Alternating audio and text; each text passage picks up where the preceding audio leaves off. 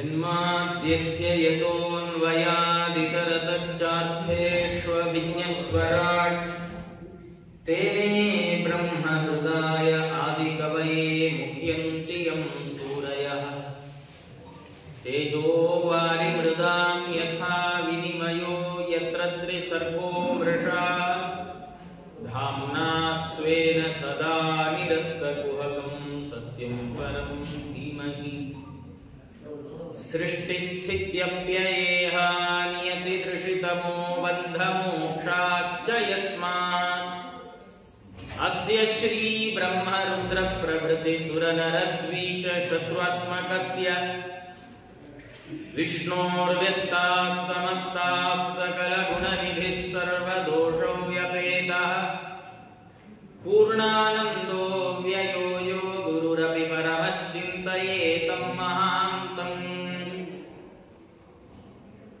ಸ್ವಾಂತಸ್ಥಾನಂತಶಯ್ಯಾಯ ಪೂರ್ಣಜ್ಞಾನರಸಾರಣವೇ ಉತ್ತುಂಗವಾಕ್ತರಂಗಾಯ ಮಧ್ವದುಗ್ಧಾಬ್ಧಯೇ ನಮಃ ಮೂಕೋಪಿ ಯತ್ಪ್ರಸಾದೇನ ಮುಕುಂದ ಶಯನಾಯತೆ ರಾಜರಾಜಾಯತೆ ರಿಕ್ತೋ ರಾಘವೇಂದ್ರಂ ತಮಾಶ್ರಯೇ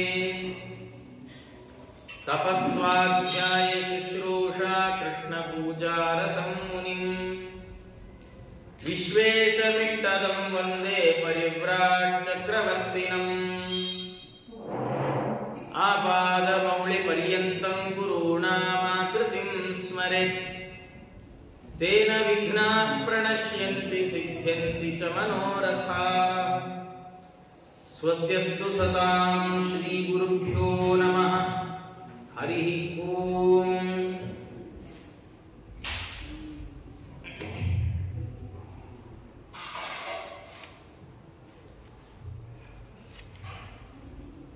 ಪಂಚಮ ಸ್ಕಂದದ ಕಥೆಯನ್ನು ಪ್ರಾರಂಭ ಮಾಡ್ತಾ ಇಲ್ಲಿಯವರೆಗೆ ಸ್ವಯಂಭುವ ಮನುಗಳ ಮಕ್ಕಳ ಚರಿತ್ರೆಯನ್ನೇ ಹೇಳ್ತಾ ಬಂದಿದ್ದಾರೆ. ಅದರಲ್ಲಿ ಆಕೂತಿ, ದೇವಹೂತಿ, ಪ್ರಸೂತಿ ಎಂಬ 3 ಹೆಣ್ಣು ಮಕ್ಕಳ ಕಥೆಯನ್ನು ಹೇಳಿ ಅವರ ಎರಡನೆಯ ಮಕ್ಕಳಾದ ಗಂಡು ಮಕ್ಕಳಾದ ಉತ್ತಾನಪಾದ ರಾಜರ ಚರಿತ್ರೆಯನ್ನು ಧ್ರುವ ಚರಿತ್ರೆಯೊಂದಿಗೆ ಹೇಳಿ ಇದೀಗ ಪಂಚಮಸ್ಕಂಧವನ್ನು ಪ್ರಾರಂಭ ಮಾಡ್ತಾ ಪರೀಕ್ಷಿತ್ ಮಹಾರಾಜರು ಪ್ರಶ್ನೆ ಮಾಡ್ತಾ ಇದ್ದಾರೆ. ಪ್ರಿಯವ್ರತ ಮಹಾರಾಜರು ಅವರು ಸಂಸಾರಿಗಳಾಗಲಿಕ್ಕೆ ಒಪ್ಪಿಕೊಂಡದ್ದಾದರೂ ಹೇಗೆ? ಹಿಂದಿನ ಸ್ಕಂಧದಲ್ಲಿ ಹೇಳುವಾಗ ಶುಕಾಚಾರ್ಯರು ನಾರದನ ಉಪದೇಶವನ್ನು ಪಡೆದ ಪ್ರಿಯವ್ರತ ಮಹಾರಾಜರು ಅವರು ಸಂಸಾರ ವ್ರತವನ್ನ, ಗೃಹಸ್ಥಾಶ್ರಮವನ್ನು ಪಾಲಿಸ್ತಾ ರಾಜ್ಯಭಾರವನ್ನು ಮಾಡಿದರು ಅಂತ ಹೇಳಿದಾಗ ಪರೀಕ್ಷಿತ್ ಮಹಾರಾಜರು ಪ್ರಶ್ನೆ ಮಾಡ್ತಾರೆ, ಇದು ಭಾರಿ ಆಶ್ಚರ್ಯ. ಹೇಗೆ? ಇದು ಭಾರಿ ಆಶ್ಚರ್ಯ. ಯಾಕೆ ಅಂದರೆ ಅವರು ಮೊದಲೇ ಪ್ರಿಯವ್ರತ ಮಹಾರಾಜರು ಮುಕ್ತ ಸಂಘರು, ಎಲ್ಲ ಸಂಘವನ್ನ, ಸಾಂಸಾರಿಕ ವಿಷಯ ಪದಾರ್ಥಗಳ ಸಂಬಂಧವನ್ನ ಬಿಟ್ಟವರು. ಜೊತೆಗೆ ಅವರಿಗೆ ನಾರದರ ಉಪದೇಶವೂ ಆಗಿದೆ. ಆ ನಾರದರ ಉಪದೇಶವೂ ಆದ ಮೇಲೂ ಕೂಡ ಅವರು ಹೇಗೆ ಗೃಹಸ್ಥಾಶ್ರಮಿಗಳಾಗಲಿಕ್ಕೆ ಒಪ್ಪಿಕೊಂಡ್ರು? ಯಾಕೆ ಅಂದ್ರೆ ಅವರಂತಾರೆ, ಎನ್ಮೂಲಃ ಕರ್ಮಬಂಧ ಪರಾಭವ. ಈ ಏನು ಪುನಃ ಬಂಧಕ ಕರ್ಮ ಮಾಡಿ ದುಃಖ ಪಡ್ತಾ ಇದ್ದೇವೆ, ಇದಕ್ಕೆಲ್ಲ ಮೂಲ ಗೃಹಸ್ಥಾಶ್ರಮ. ಹಾಗಾಗಿ ಇಂಥ ಗೃಹಸ್ಥಾಶ್ರಮವನ್ನ ಪಾಲಿಸಲಿಕ್ಕೆ ಪ್ರಿಯವ್ರತರು ಒಪ್ಪಿಕೊಂಡದ್ದಾದರೂ ಹೇಗೆ ಅಂತ ಅವರು ಪ್ರಶ್ನೆ ಮಾಡಿದರು. ಇದೆಲ್ಲ ನಮಗೆ ಅರ್ಜುನಂಗೆ ಬಂದ ಪ್ರಶ್ನೆ, ನಮಗೆ ಬರಬಹುದಾದ ಪ್ರಶ್ನೆಗಳು. ಅದಕ್ಕೆ ಶುಕಾಚಾರ್ಯರು ಉತ್ತರ ಕೊಡ್ತಾ ಅಂತಾರೆ, ಬಾಢ ಮುಕ್ತಂ ಭಗವತ ಉತ್ತಮ ಶ್ಲೋಕಸ್ಯ ಶ್ರೀಮಚ್ಚರಣಾರವಿಂದ ಮಕರಂದ ರಸ ಆದಿತ ಆವೇಶಿತ ಚೇತಸಃ ಭಾಗವತ ಪಾರಮಹಂಸ್ಯ ದಯಿತಃ ಕಥಂಚಿದಂತರಾಯ ವಿಹತಾಂ ಸ್ವಾಂ ಶಿವತಮಾಂ ಪದವೀಂ ನ ಪ್ರಾಯೇಣ ಹಿನ್ವನ್.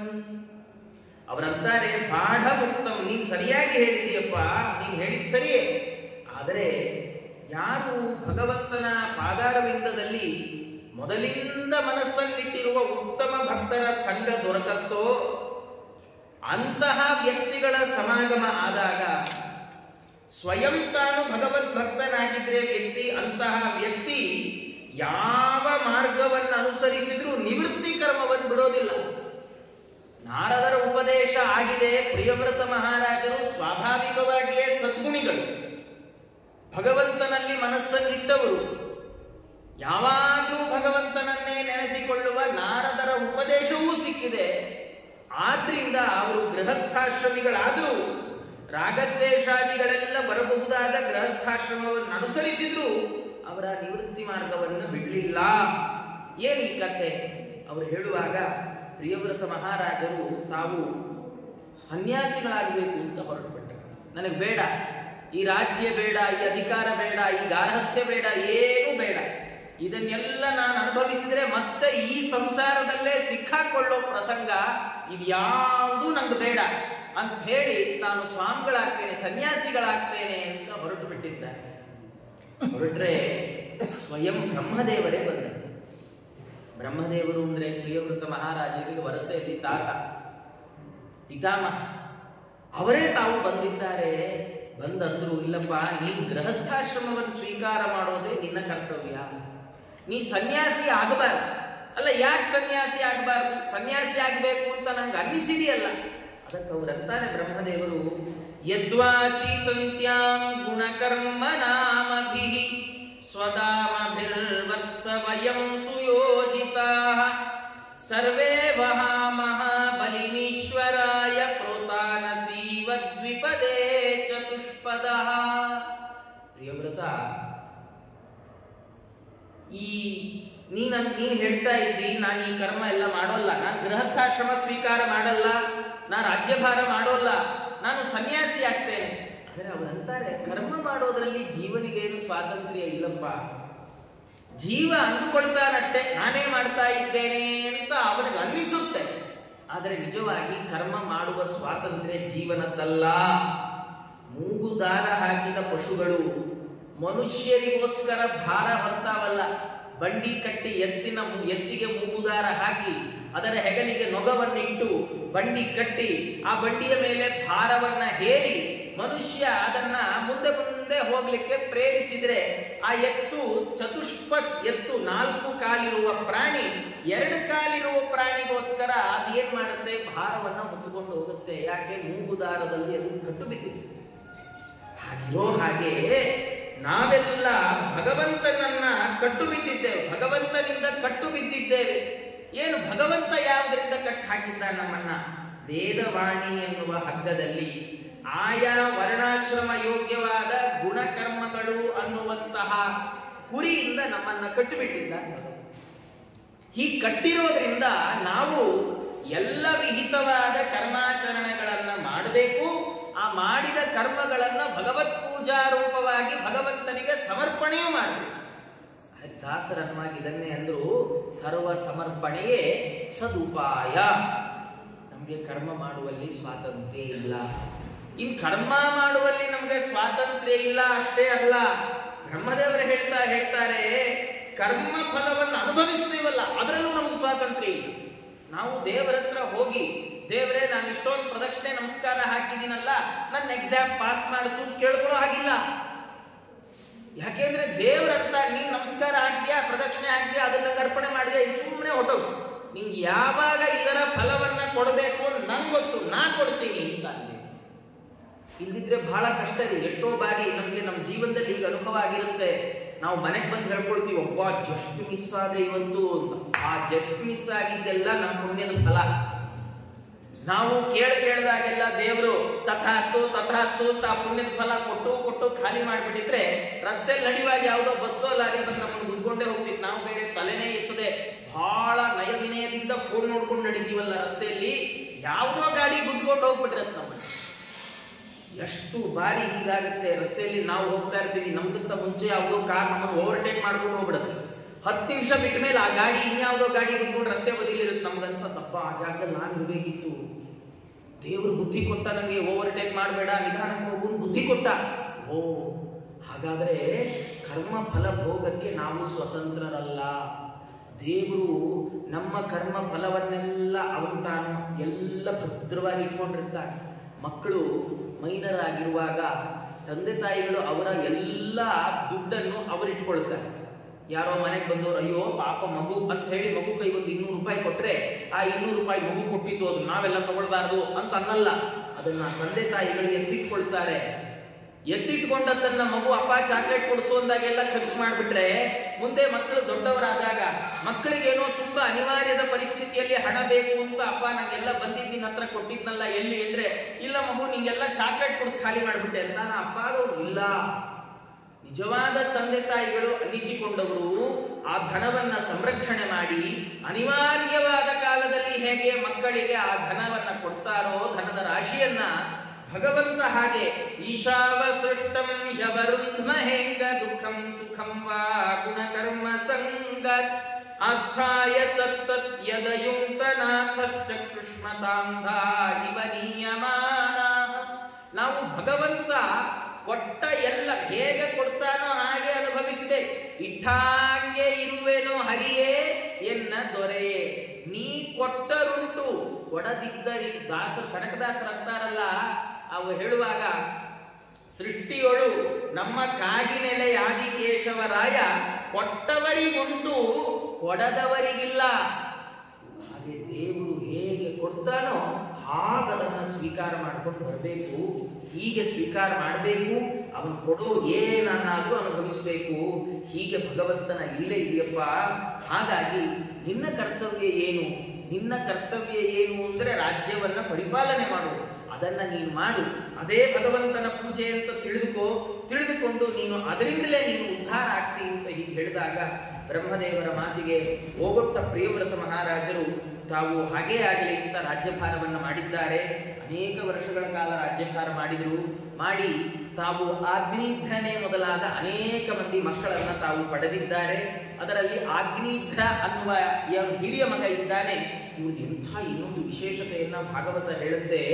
ಇವ್ರು ಯೋಚನೆ ಮಾಡಿದ್ರಂತೆ, ಅದೇನು ಸೂರ್ಯ ಹಗಲು ಒಂದ್ಸರ್ತಿ ರಾತ್ರಿ ಒಂದ್ಸರ್ತಿ ಮಾಡ್ತಾನೆ, ಹಾಗಾದ್ರೆ ನಾನು ಸೂರ್ಯ ಯಾವಾಗ ರಾತ್ರಿ ಮಾಡ್ತಾನೋ ಆಗ ನಾನು ಹಗಲು ಮಾಡ್ತೇನೆ ಅಂತ ನಿಶ್ಚಯ ಮಾಡಿದ್ರಂತೆ. ಯಾರು? ಪ್ರಿಯವ್ರತ ಮಹಾರಾಜರು. ಅವ್ರು ಏನ್ ಮಾಡಿದ್ದಾರೆ? ಯಾವದಾಭಾಸಯತಿ ಸುರಗಿರಿ ಮನು ಪರಿಕ್ರಾಮನ್ ಭಗವಾನ್ ಆದಿತ್ಯ ವಸುಧಾತಳಂ ಅರ್ಧೇನೈವ ಪ್ರತಪತಿ ಅರ್ಧೇನೈವಾಚ್ಛಾದಯತಿ. ಸೂರ್ಯ ತಾನು ಮೇರುವನ್ನ ಪ್ರದಕ್ಷಿಣೆ ಮಾಡ್ತಾ ಅರ್ಧಕ್ಕೆ ಬಿಸಿಲು ಬೆಳಕನ್ನ ಕೊಡ್ತಾನೆ, ಅರ್ಧವನ್ನ ಮರೆಮಾಚ್ತಾನೆ. ಹೀಗೆ ಮರೆಮಾಚುವ ಸಂದರ್ಭದಲ್ಲಿ ಅವರು ಏನ್ ಮಾಡಿದ್ದಾರೆ? ಸಮಜವೇನ ರಥೇನ ಜ್ಯೋತಿರ್ಮಯೇನ ರಜನೀಮಪಿ ದಿನಂ ಕರಿಷ್ಯಾಮೀತಿ ಸಪ್ತಕೃತ್ವ ಸ್ತರಣಿ ಮನುಪರ್ಯಕ್ರಾಮತ್ ಸದ್ವಿತೀಯ ಇವ ಪತಂಗಃ.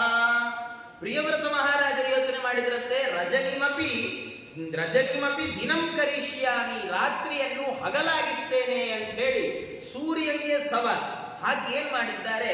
ಸಮಜವೇನ ಜ್ಯೋತಿರ್ಮಯೇನ ರಥೇನ, ಸೂರ್ಯನ ರಥಕ್ಕೆ ಸಮನಾದ ವೇಗವುಳ್ಳ ರಥ, ಅದು ಭಂಗ ಜ್ಯೋತಿರ್ಮಯವಾದ ಪ್ರಕಾಶಮಾನವಾದ ರಥದಲ್ಲಿ ಕೂತ್ಕೊಂಡು ಸೂರ್ಯನ್ ಜೊತೆ ತಿರುಗಿದ್ದಾರೆ.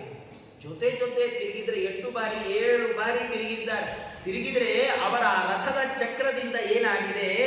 ಯಾವಾನಿಹ ತದ್ರಥ ಚರಣನೇ ವಿಕೃತ ಫಲಿಖಾಃ ತಾಃ ಸಪ್ತ ಸಿಂಧವಃ ಆಸನ್.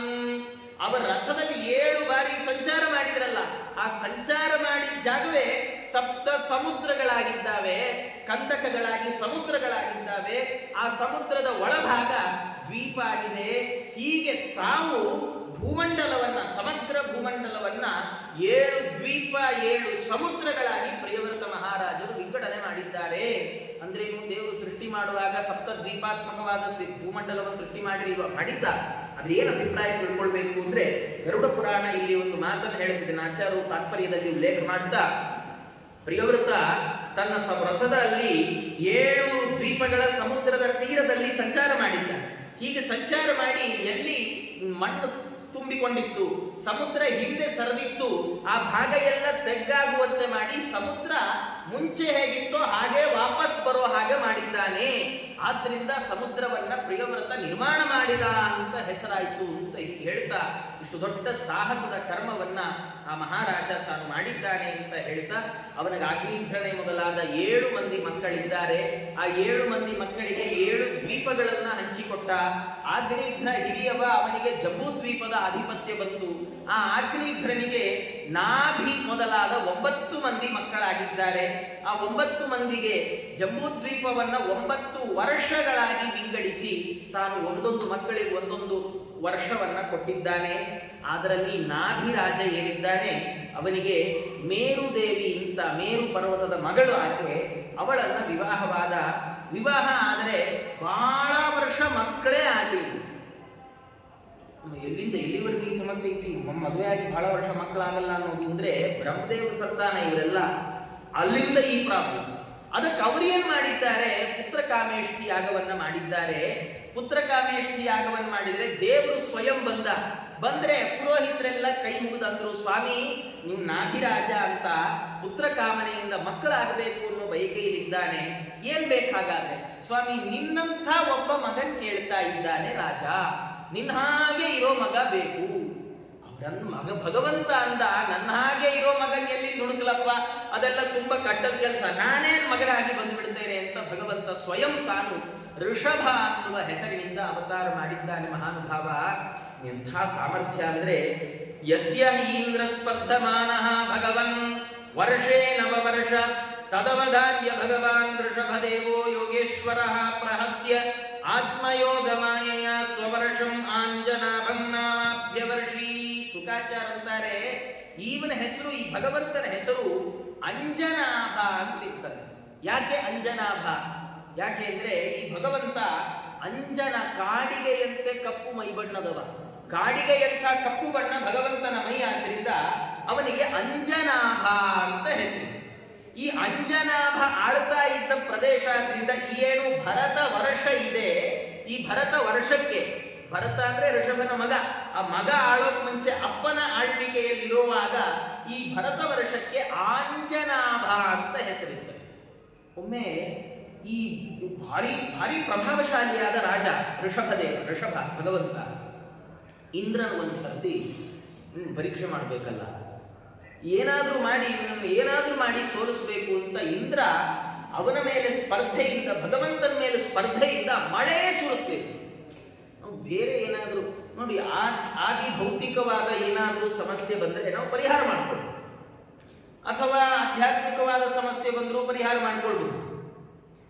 ದೇಹದಿಂದ ಬಂದ ಸಮಸ್ಯೆ, ಮಾನಸ ಸಮಸ್ಯೆ ಪರಿಹಾರ ಆಗುತ್ತೆ. ಆದರೆ ದೈವ ಪ್ರಕೋಪವನ್ನು ಹೇಗೆ ತಡೆಯೋದು? ತುಂಬಾ ಮಳೆ ಆಗೋಯ್ತು, ತುಂಬಾ ಮಳೆ ಆಗ್ತಾ ಇದೆ, ಇದಕ್ಕೆ ಸರ್ಕಾರನೇ ಕಾರಣ ಅಂದ್ರೆ ಏನ್ ಮಾಡಕ್ಕೂ ಆಗಲ್ಲ. ತುಂಬಾ ಎಲ್ಲಾ ಕಡೆ ಭೂಕಂಪ ಆಗ್ತಾ ಇದೆ, ಸುನಾಮಿ ಬರ್ತಾ ಇದೆ, ಸರ್ಕಾರ ಸುನಾಮಿ ಬಂದ್ರೆ ಸರ್ಕಾರ ಏನ್ ಮಾಡೋದು? ದೈವ ಪ್ರಕೋಪವನ್ನು ಯಾರು ತಡೀಲಿಕ್ಕಾಗೋಲ್ಲ. ಎಲ್ಲೋ 50 ಡಿಗ್ರಿ ಬಿಸಿಲಾಗೋಯ್ತು, ಸರ್ಕಾರ ಏನ್ ಮಾಡ್ತಾ ಇದೆ? ಏನು ಮಾಡಕ್ಕಾಗಲ್ಲ. ಮಳೆ ಬಂದ್ರುಂಟು, ಬರದಿದ್ರಿಲ್ಲ. ಆದರೆ ಭಗವಂತ ಆಂಜನಾಭ, ಋಷಭದೇವ ತನ್ನ ಆಂಜನಾಭದಲ್ಲಿ ನೋಡಿದ್ನಂತೆ, ಓಹೋ ಈ ಇಂದ್ರ ಸ್ಪರ್ಧೆಯಿಂದ ಮಳೆ ಸುರಿಸ್ತಾ ಇಲ್ಲ, ಅವನಿಗೆ ಗೊತ್ತಾಗಿದೆ. ಏನ್ ಮಾಡಿದ್ದಾನೆ ಭಗವಂತ? ತಾನೇ ಯೋಗಮಾಯೆಯ ಸ್ವವರ್ಷಂ ಅಂಜನಾಭಂ ನಾಮಾಭ್ಯವರ್ಷಿ, ತನ್ನ ಊರಲ್ಲಿ ತಾನೇ ಮಳೆ ಸುರಿಸ್ಕೊಂಡ. ನೀ ಬೇಕಾಗೇ ಇಲ್ಲ ಹೋಗು ಅಂತ ಇಂದ್ರನ್ ಭಯ ಆಯ್ತು. ಏನ್ ಮಾಡಿದ್ದಾನೆ? ತನ್ನ ಮಗಳಾದ ಜಯಂತಿಯನ್ನೇ ಕೊಟ್ಟು ಮದುವೆ ಮಾಡಿದ್ದಾನೆ. ಅಪ್ಪ ನಿನ್ನ ಹತ್ರ ಸಿಕ್ಕರೆ ನಿನ್ನಂಥ ಅಳಿಯ ಸಿಗ್ಲಿ ನಂಗೆ. ಏನು ಯಾರು ಅಳಿಯಂದ್ರು? ಏನೇ ಆದ್ರೂ ನಿಮ್ಮಂಗ್ ಮಳೆ ಸುರಿಸಕ್ಕಾಗಲ್ಲ ಬಿಡಿ, ಇಲ್ಲ ಸುರಿಸ್ಬಿಡ್ತಾರೆ ನಮ್ಮ ಅಳಿಯಂದ್ರು. ಹಾಗೆ ಆ ಅಂಜನಾಭ ಋಷಭದೇವನಿಗೆ ತನ್ನ ಮಗಳಾದ ಜಯಂತಿ ದೇವಿಯನ್ನು ಮದುವೆ ಮಾಡಿಕೊಟ್ಟಿದ್ದಾನೆ. ಮಾಡಿಕೊಟ್ರೆ ಅವರಲ್ಲಿ 100 ಮಂದಿ ಮಕ್ಕಳನ್ನ ಭಗವಂತ ತಾನು ಪಡೆದಿದ್ದಾನೆ. ಆ 100 ಮಂದಿಯಲ್ಲಿ ಎಷ್ಟು ಆಶ್ಚರ್ಯ ಇವೆಲ್ಲ ಕಥೆ ಅಂದ್ರೆ, 10 ಮಂದಿ ಕ್ಷಾತ್ರ ಧರ್ಮದಲ್ಲೇ ಉಳಿದ್ರಂತೆ. ಭರತನಿಂದ ಆರಂಭಿಸಿ ಮೊದಲ 10 ಮಂದಿ ಅವರು ಕ್ಷಾತ್ರ ಧರ್ಮದಲ್ಲೇ ಉಳಿದಿದ್ದಾರೆ. ಆಮೇಲೆ ಇನ್ನು 9 ಮಂದಿ ಕವಿ, ಹರಿ, ಅಂತರಿಕ್ಷ, ಪ್ರಬುದ್ಧ, ಪಿಪ್ಪಲಾಯನ, ಆವಿರ್ಹೋತ್ರ, ಧ್ರುವಿಲ, ಚಮಸ, ಕರಭಾಜನ ಅಂತ ಈ 9 ಮಂದಿ ಏನಿದ್ದಾರೆ ಇವರು ಮಹಾ ಭಗವದ್ಭಕ್ತರಾಗಿ ಅವಧೂತಚರ್ಯೆಯನ್ನು ಹಿಡಿದು ಹೊರಟ್ಬಿಟ್ರು. ಮುಂದೆ ಏಕಾದಶ ಸ್ಕಂದದಲ್ಲಿ ಜಾಯಂತೇಯೋಪಾಖ್ಯಾನ ಅಂತ ಇವರ ಬಗ್ಗೆ ಇವರ ಉಪದೇಶದ ಸರಮಾಲೆ ಬರುತ್ತಲ್ಲ. ಇನ್ನು ಉಳಿದ ಏನು 81 ಮಂದಿ ಇದ್ದಾರೆ ಅವರೆಲ್ಲ ತಪಸ್ಸು ಮಾಡಿ ಅವರು ಕ್ಷಾತ್ರ ತೇಜಸ್ಸನ್ನ ಬದಿಗೊತ್ತಿ ಬ್ರಾಹ್ಮ ತೇಜಸ್ಸನ್ನು ಅಪ್ಪಿಕೊಂಡ್ಬಿಟ್ಟಿದ್ದಾರೆ. ಎಲ್ಲರೂ ತಾವು ವಿಪ್ರರಾಗಿ ಬಿಟ್ಟಿದ್ದಾರೆ 81 ಮಂದಿ. ಹೀಗೆ ಆ ಏನು 10 ಮಂದಿ ಇದ್ದಾರೆ ಭಗವಂತ ಆ 10 ಮಂದಿ ಅವರು ತಾವು ಕ್ಷಾತ್ರ ಧರ್ಮದಲ್ಲಿ ಇದ್ದಾರೆ. ಇಷ್ಟೆಲ್ಲ ಮಕ್ಕಳನ್ನ ಪಡೆದ ಭಗವಂತ ತಾನು ಗೃಹಸ್ಥಾಶ್ರಮ ಹೇಗೆ ನಡೆಸಬೇಕು ಅಂತ ಜಗತ್ತಿಗೆ ತೋರಿಸಿದ್ದಾನೆ. ತೋರಿಸ್ತಾ ಏನ್ ಮಾಡಿದ್ದಾನೆ, 100 ಅಶ್ವಮೇಧ ಯಾಗಗಳನ್ನು ಮಾಡಿದ್ದಂತೆ. ನೋಡಿ, ಸಾಮಾನ್ಯ ಯಾರಿಗೂ ಇಂದ್ರ 100 ಅಶ್ವಮೇಧ ಯಾಗ ಮಾಡಕ್ ಬಿಡೋದೇ ಇಲ್ಲ. ಯಾರಿಗೂ ಪೃಥು ಚಕ್ರವರ್ತಿಗೆ ಬಿಡ್ಲಿಲ್ಲ, ಬಂದು ತೊಂದರೆ ಕೊಟ್ಟ. ಆದ್ರೆ ಋಷಭದೇವನ್ ಬಿಟ್ಟ. ಯಾಕೆ? ಅಳಿಯ ಸ್ಪರ್ಧೆಯಿಂದ ಮಳೆನೇ ಸುರಿಸಿದವನು 100ನೇ ಅಶ್ವಮೇಧ ಯಾಗ ಮಾಡಬೇಡ ಅಂದ್ರೆ ನಾಳೆ ಸ್ಪರ್ಧೆಯಿಂದ ಹೊಸ ಸ್ವರ್ಗ ಸೃಷ್ಟಿ ಮಾಡಿದ್ರೆ ಏನ್ ಮಾಡು? ಅದಕ್ಕೆ ಇಂದ್ರ ಸುಮ್ಮನಿದ್ದಾನೆ, ಏನಾದ್ರು ಮಾಡ್ಕೊಳಪ್ಪ ಅದು ಹಾಗೆ ಅಂತ ತಾನು 100 ಅಶ್ವಮೇಧ ಯಾಗಗಳನ್ನು ಭಗವಂತ ತಾನು ಮಾಡಿದ್ದಾನೆ. ಮಾಡಿ ಒಮ್ಮೆ ತನ್ನ ಎಲ್ಲ ಮಕ್ಕಳನ್ನು ಕೂಡಿಸ್ಕೊಂಡು ಉಪದೇಶ ಕೊಡ್ತಾ ಇದ್ದಾನೆ. ಎಷ್ಟು ಚಂದದ ಉಪದೇಶ ಅಂದ್ರೆ, ತಂದೆ ತಾಯಿಗಳು ಮನೆಯ ಹಿರಿಯರು ಅನ್ನಿಸ್ಕೊಂಡವರು ಮಕ್ಕಳಿಗೆ ಏನು ಉಪದೇಶ ಕೊಡಬೇಕು, ನಾವು ನಮ್ಮ ಜೀವನನೇ ನೋಡ್ಕೋಣ. ನಮ್ಮ ಮಕ್ಕಳು ಯಾವಾಗಲೂ ಏನಾದರೂ ಪ್ರಶ್ನೆ ಅಂತ ಬಂದು ಕೇಳಿದ್ರೆ ನಾವು ಒಂದೋ ಹಾರಿಕೆ ಉತ್ತರ ಕೊಡಬೇಕಾಗಿರುತ್ತೆ, ಇಲ್ಲ ಏನೋ ಸಿಟ್ಟು ಮಾಡಿಕೊಂಡು ಅಷ್ಟು ಗೊತ್ತಾಗಲ್ವಾ ಅಂತ ಬೈತೀವಿ. ಯಾಕೆ? ನಮಗೆ ಗೊತ್ತಿರಲ್ಲ ಉತ್ತರ. ಆದರೆ ಮಕ್ಕಳಾದವರಿಗೆ ತಂದೆ ತಾಯಿಗಳು ಹಿರಿಯರು ಏನು ಉಪದೇಶ ಕೊಡಬೇಕು ಅವರು ಹೇಳ್ತಾ ಬರ್ತಾರೆ. ಮಹತ್ ಸೇವಾಂ ದ್ವಾರ ಮಾಹುರ್ ವಿಮುಕ್ತೇ ತಮೋದ್ವಾರಂ ಯೋಷಿತಾಂ ಸಂಗಿ ಸಂಗಂ. ಅವರಂತಾರೆ, ನೋಡಿಪ್ಪ, ಜೀವನದಲ್ಲಿ ಚೆನ್ನಾಗಿರ್ಬೇಕು ಅಂದ್ರೆ ಏನ್ ಮಾಡಬೇಕು? ಜೀವನದಲ್ಲಿ ಚೆನ್ನಾಗಿರ್ಬೇಕು ಅಂದ್ರೆ, ಇಹಕ್ಕೂ ಅನುಕೂಲ ಆಗ್ಬೇಕು, ಪರದಲ್ಲಿ ಉತ್ತಮ ಲೋಕ ಸಿಗಬೇಕು ಅಂದ್ರೆ ಮಹೋತ್ಸೇವಾಂ ದ್ವಾರ ಮಾಹುರ್ ವಿಮುಕ್ತೇ. ಮಹಾತ್ಮರ ಸೇವೆ ಮಾಡಬೇಕು. ಮಹಾತ್ಮರ ಸೇವೆ ಮಾಡೋದು ಅಂದ್ರೆ ನಮಗೆ ಬಹಳ ಸರ್ತಿ ಇದೊಂಥರ ಕಿರಿಕಿರಿ. ಯಾವಾಗಲೂ ಸೇವೆ ಮಾಡು ಅಂತಾರಲ್ಲ, ನಾವೇನ್ ಸೇವೆ ಮಾಡಕ್ಕೆ ಇರೋದು ಹೇಗೆ? ಸೇವಾದಿ ಪರಮೋ ಧರ್ಮ ಅದೆಲ್ಲ ಮೋಟೋದು. ಎಷ್ಟು ಆಶ್ಚರ್ಯ ಅಂದ್ರೆ, ಈ ಸೇವೆ ಇಂಥ ವರ್ಣದವರು ಇಂಥ ಆಶ್ರಮದವರು ಎಲ್ಲಿ ಹೇಳಲಿಲ್ಲ ಭಾಗವತ. ಯಾವುದೇ ವರ್ಣ ಯಾವುದೇ ಆಶ್ರಮ ಇಲ್ಲಿ ಹಿರಿಯರಿಗೆ ಗೌರವ ಕೊಡಬೇಕು, ದೊಡ್ಡವರಿಗೆ ಅನುಕೂಲ ಆಗುವ ಹಾಗೆ ನಡ್ಕೊಳ್ಬೇಕು. ಇದನ್ನ ನಾವು ನಿಜವಾಗಿ ಭಾಗವತದಿಂದಲ್ಲ ಕಲಿಯೋದು, ಇದು ನಮ್ಮ ಜೀವನದಲ್ಲಿ ಅದು ಸಹಜವಾಗಿ ಬಂದ್ಬಿಡ್ಬೇಕು. ಆದ್ರೆ ಭಾಗವತ ಹೇಳುತ್ತೆ, ತಂದೆಯಾಗಿ ಮಕ್ಕಳಿಗೆ ಉಪದೇಶ ಮಾಡ್ತಾನೆ, ನೋಡ್ರಯ್ಯ, ನೀವು ಉದ್ಧಾರ ಆಗ್ಬೇಕು ಅಂದ್ರೆ ದೊಡ್ಡವರ ಸೇವಾ ಮಾಡ್ರಿ. ಮಹತ್ ಸೇವಾಂ ದ್ವಾರ ಮಾಹುಹು ವಿಮುಕ್ತೇ. ಅಲ್ಲ, ಹಾಗಿಲ್ಲದೆ ನೀವೇನಾದ್ರೂ ಕೆಟ್ಟ ಹವ್ಯಾಸಗಳನ್ನ ಬೆಳೆಸಿಕೊಂಡ್ರೆ ತಮೋದ್ವಾರಂ ಯೋಷಿತಾಂ ಸಂಗಿ ಸಂಗಂ. ಇದು ಬಹಳ ದೊಡ್ಡ ಮಾತು. ಭಾಗವತ ಹೇಳುತ್ತೆ, ಯೋಷಿತ್ ಅನ್ನುವ ಶಬ್ದಕ್ಕೆ ಪರಸ್ತ್ರೀ ಅಂತ ಅರ್ಥ. ಪರಸ್ತ್ರೀ ಸಂಸ್ಕೃತದಲ್ಲಿ ಸ್ತ್ರೀ ಅನ್ನುವ ಶಬ್ದದಿಂದ ಹೆಣ್ಣನ್ನು ಹೇಳುತ್ತೆ, ದುಡ್ಡನ್ನು ಹೇಳುತ್ತೆ. ಭಾಗವತ ಅನ್ನತ್ತೆ, ತಮೋದ್ವಾರಂ ಯೋಷಿತಾಂ ಸಂಗಿ ಸಂಗಂ. ನಿನ್ನದಲ್ಲದ ಹೆಣ್ಣು ಹೊನ್ನು, ನಾವಿವತ್ತಿಗೆ ಮಣ್ಣು ಸೇರಿಸ್ಕೋಬಹುದು, ಯಾಕಂದ್ರೆ ಅದೊಂದು ಸೇರ್ಕೊಂಡ್ಬಿಟ್ಟಿದೆ. ಭಾಗವತ ಬರೋ ಕಾಲಕ್ಕೆ ಸ್ಕ್ವೇರ್ ಫೀಟ್ಗೆ 30,000 ಇರ್ಲಿಲ್ಲ ಬೆಂಗಳೂರಲ್ಲಿ ಇನ್ಸಲ್, ಹಾಗಾಗಿ ಅದು ಹೇಳಲಿಲ್ಲ. ಆದ್ರೆ ನಾವು ಅದನ್ನು ಸೇರಿಸ್ಕೊಳ್ಬೇಕು. ಏನ್ ಮಾಡ್ಬೇಕು? ಯೋಷಿತಾಂ ಅಂದ್ರೆ ನಮ್ಮದಲ್ಲದ ಹೆಣ್ಣು, ನಮ್ಮದಲ್ಲದ ಹೊನ್ನು, ನಮ್ಮದಲ್ಲದ ಮಣ್ಣು, ಇದರ ಕಡೆ ಯಾರು ಗಮನ ಹರಿಸ್ತಾರಲ್ಲ ಅವರನ್ನು ನಾವು ಫ್ರೆಂಡ್ ಮಾಡ್ಕೊಂಡ್ರು ಸಾಕು ಅನ್ನತ್ತೆ ಭಾಗವತ. ಹಾಳಾಗೋದು. ನಾವೇ ಕೆಟ್ಟವರಾಗ್ಬೇಕಿಲ್ಲ. ಕೊಲೆ ಮಾಡಿದ್ರೆ ಕೊಲೆ ಮಾಡಿದವನು ಆರೋಪಿ 1, ಕೊಲೆ ಮಾಡುವಾಗ ಪಕ್ಕದಲ್ಲಿ ನಿಂತವನು ಆರೋಪಿ ನಂಬರ್ 2. ಸರ್, ನಾನು ಕೊಲೆ ಮಾಡಿಲ್ಲ ಸರ್, ಸುಮ್ಮನೆ ಪಕ್ಕದಲ್ಲಿ ನಿಂತಿದ್ದೆ ಸರ್. ನೋಡಿ, ಕೊಲೆಗಡುಗ ಚಾಕ್ಲೇಟ್ ಕೊಡ್ತೀನಿ ಬಾ ಅಂತಾನೆ ನಮ್ಮನ್ನು ಕರ್ಕೊಂಡು ಹೋಗಿದ್ವಿ. ನಾವು ಕೋರ್ಟಲ್ಲಿ ಪೊಲೀಸರ ಹತ್ರ, ಇಲ್ಲ ಸರ್ ಚಾಕ್ಲೇಟ್ ಕೊಡ್ತೀನಿ ನಿಂತಿದ್ದ, ಹೋಗಿದ್ದೆ, ಅವ್ನು ಕೊಲೆ ಮಾಡ್ಬಿಟ್ಟ, ನಂಗೇನು ಗೊತ್ತೇ ಇಲ್ಲ ಅಂದ್ರೆ ಬಿಟ್ಟಾರ? ಖಂಡಿತ ಬಿಡಲ್ಲ. ಇನ್ನು ನಾವಲ್ಲಿ ಹೋಗೋದೇ ಬೇಡ, ಎಲ್ಲೋ ಸುಮ್ಮನೆ ಫೋನ್ ಮಾಡಿ ಹೀಗೊಂದು ಕೆಲಸ ಮಾಡ್ಬಿಡು ಅಂತ ಹೇಳಿದ್ರು ನಾವು ಆರೋಪಿಗಳೇ. ಹಾಗಾದ್ರೆ ನಾವೇ ನೇರವಾಗಿ ಅಕೃತ್ಯವನ್ನ ಮಾಡದೇ ಇದ್ರು ಯಾರು ಮಾಡ್ತಾರೋ ಅವರಿಗೆ ಸಪೋರ್ಟಿವ್ ಆಗಿ ನಿಂತರು ನಮ್ ತಪ್ಪು. ಸಪೋರ್ಟಿವ್ ಆಗುವಲ್ಲ, ಭಾಗವತ ಹೇಳುತ್ತೆ ಅವರ ಸಂಘ ಅಂದ್ರೇನು? ಫ್ರೆಂಡ್ಶಿಪ್.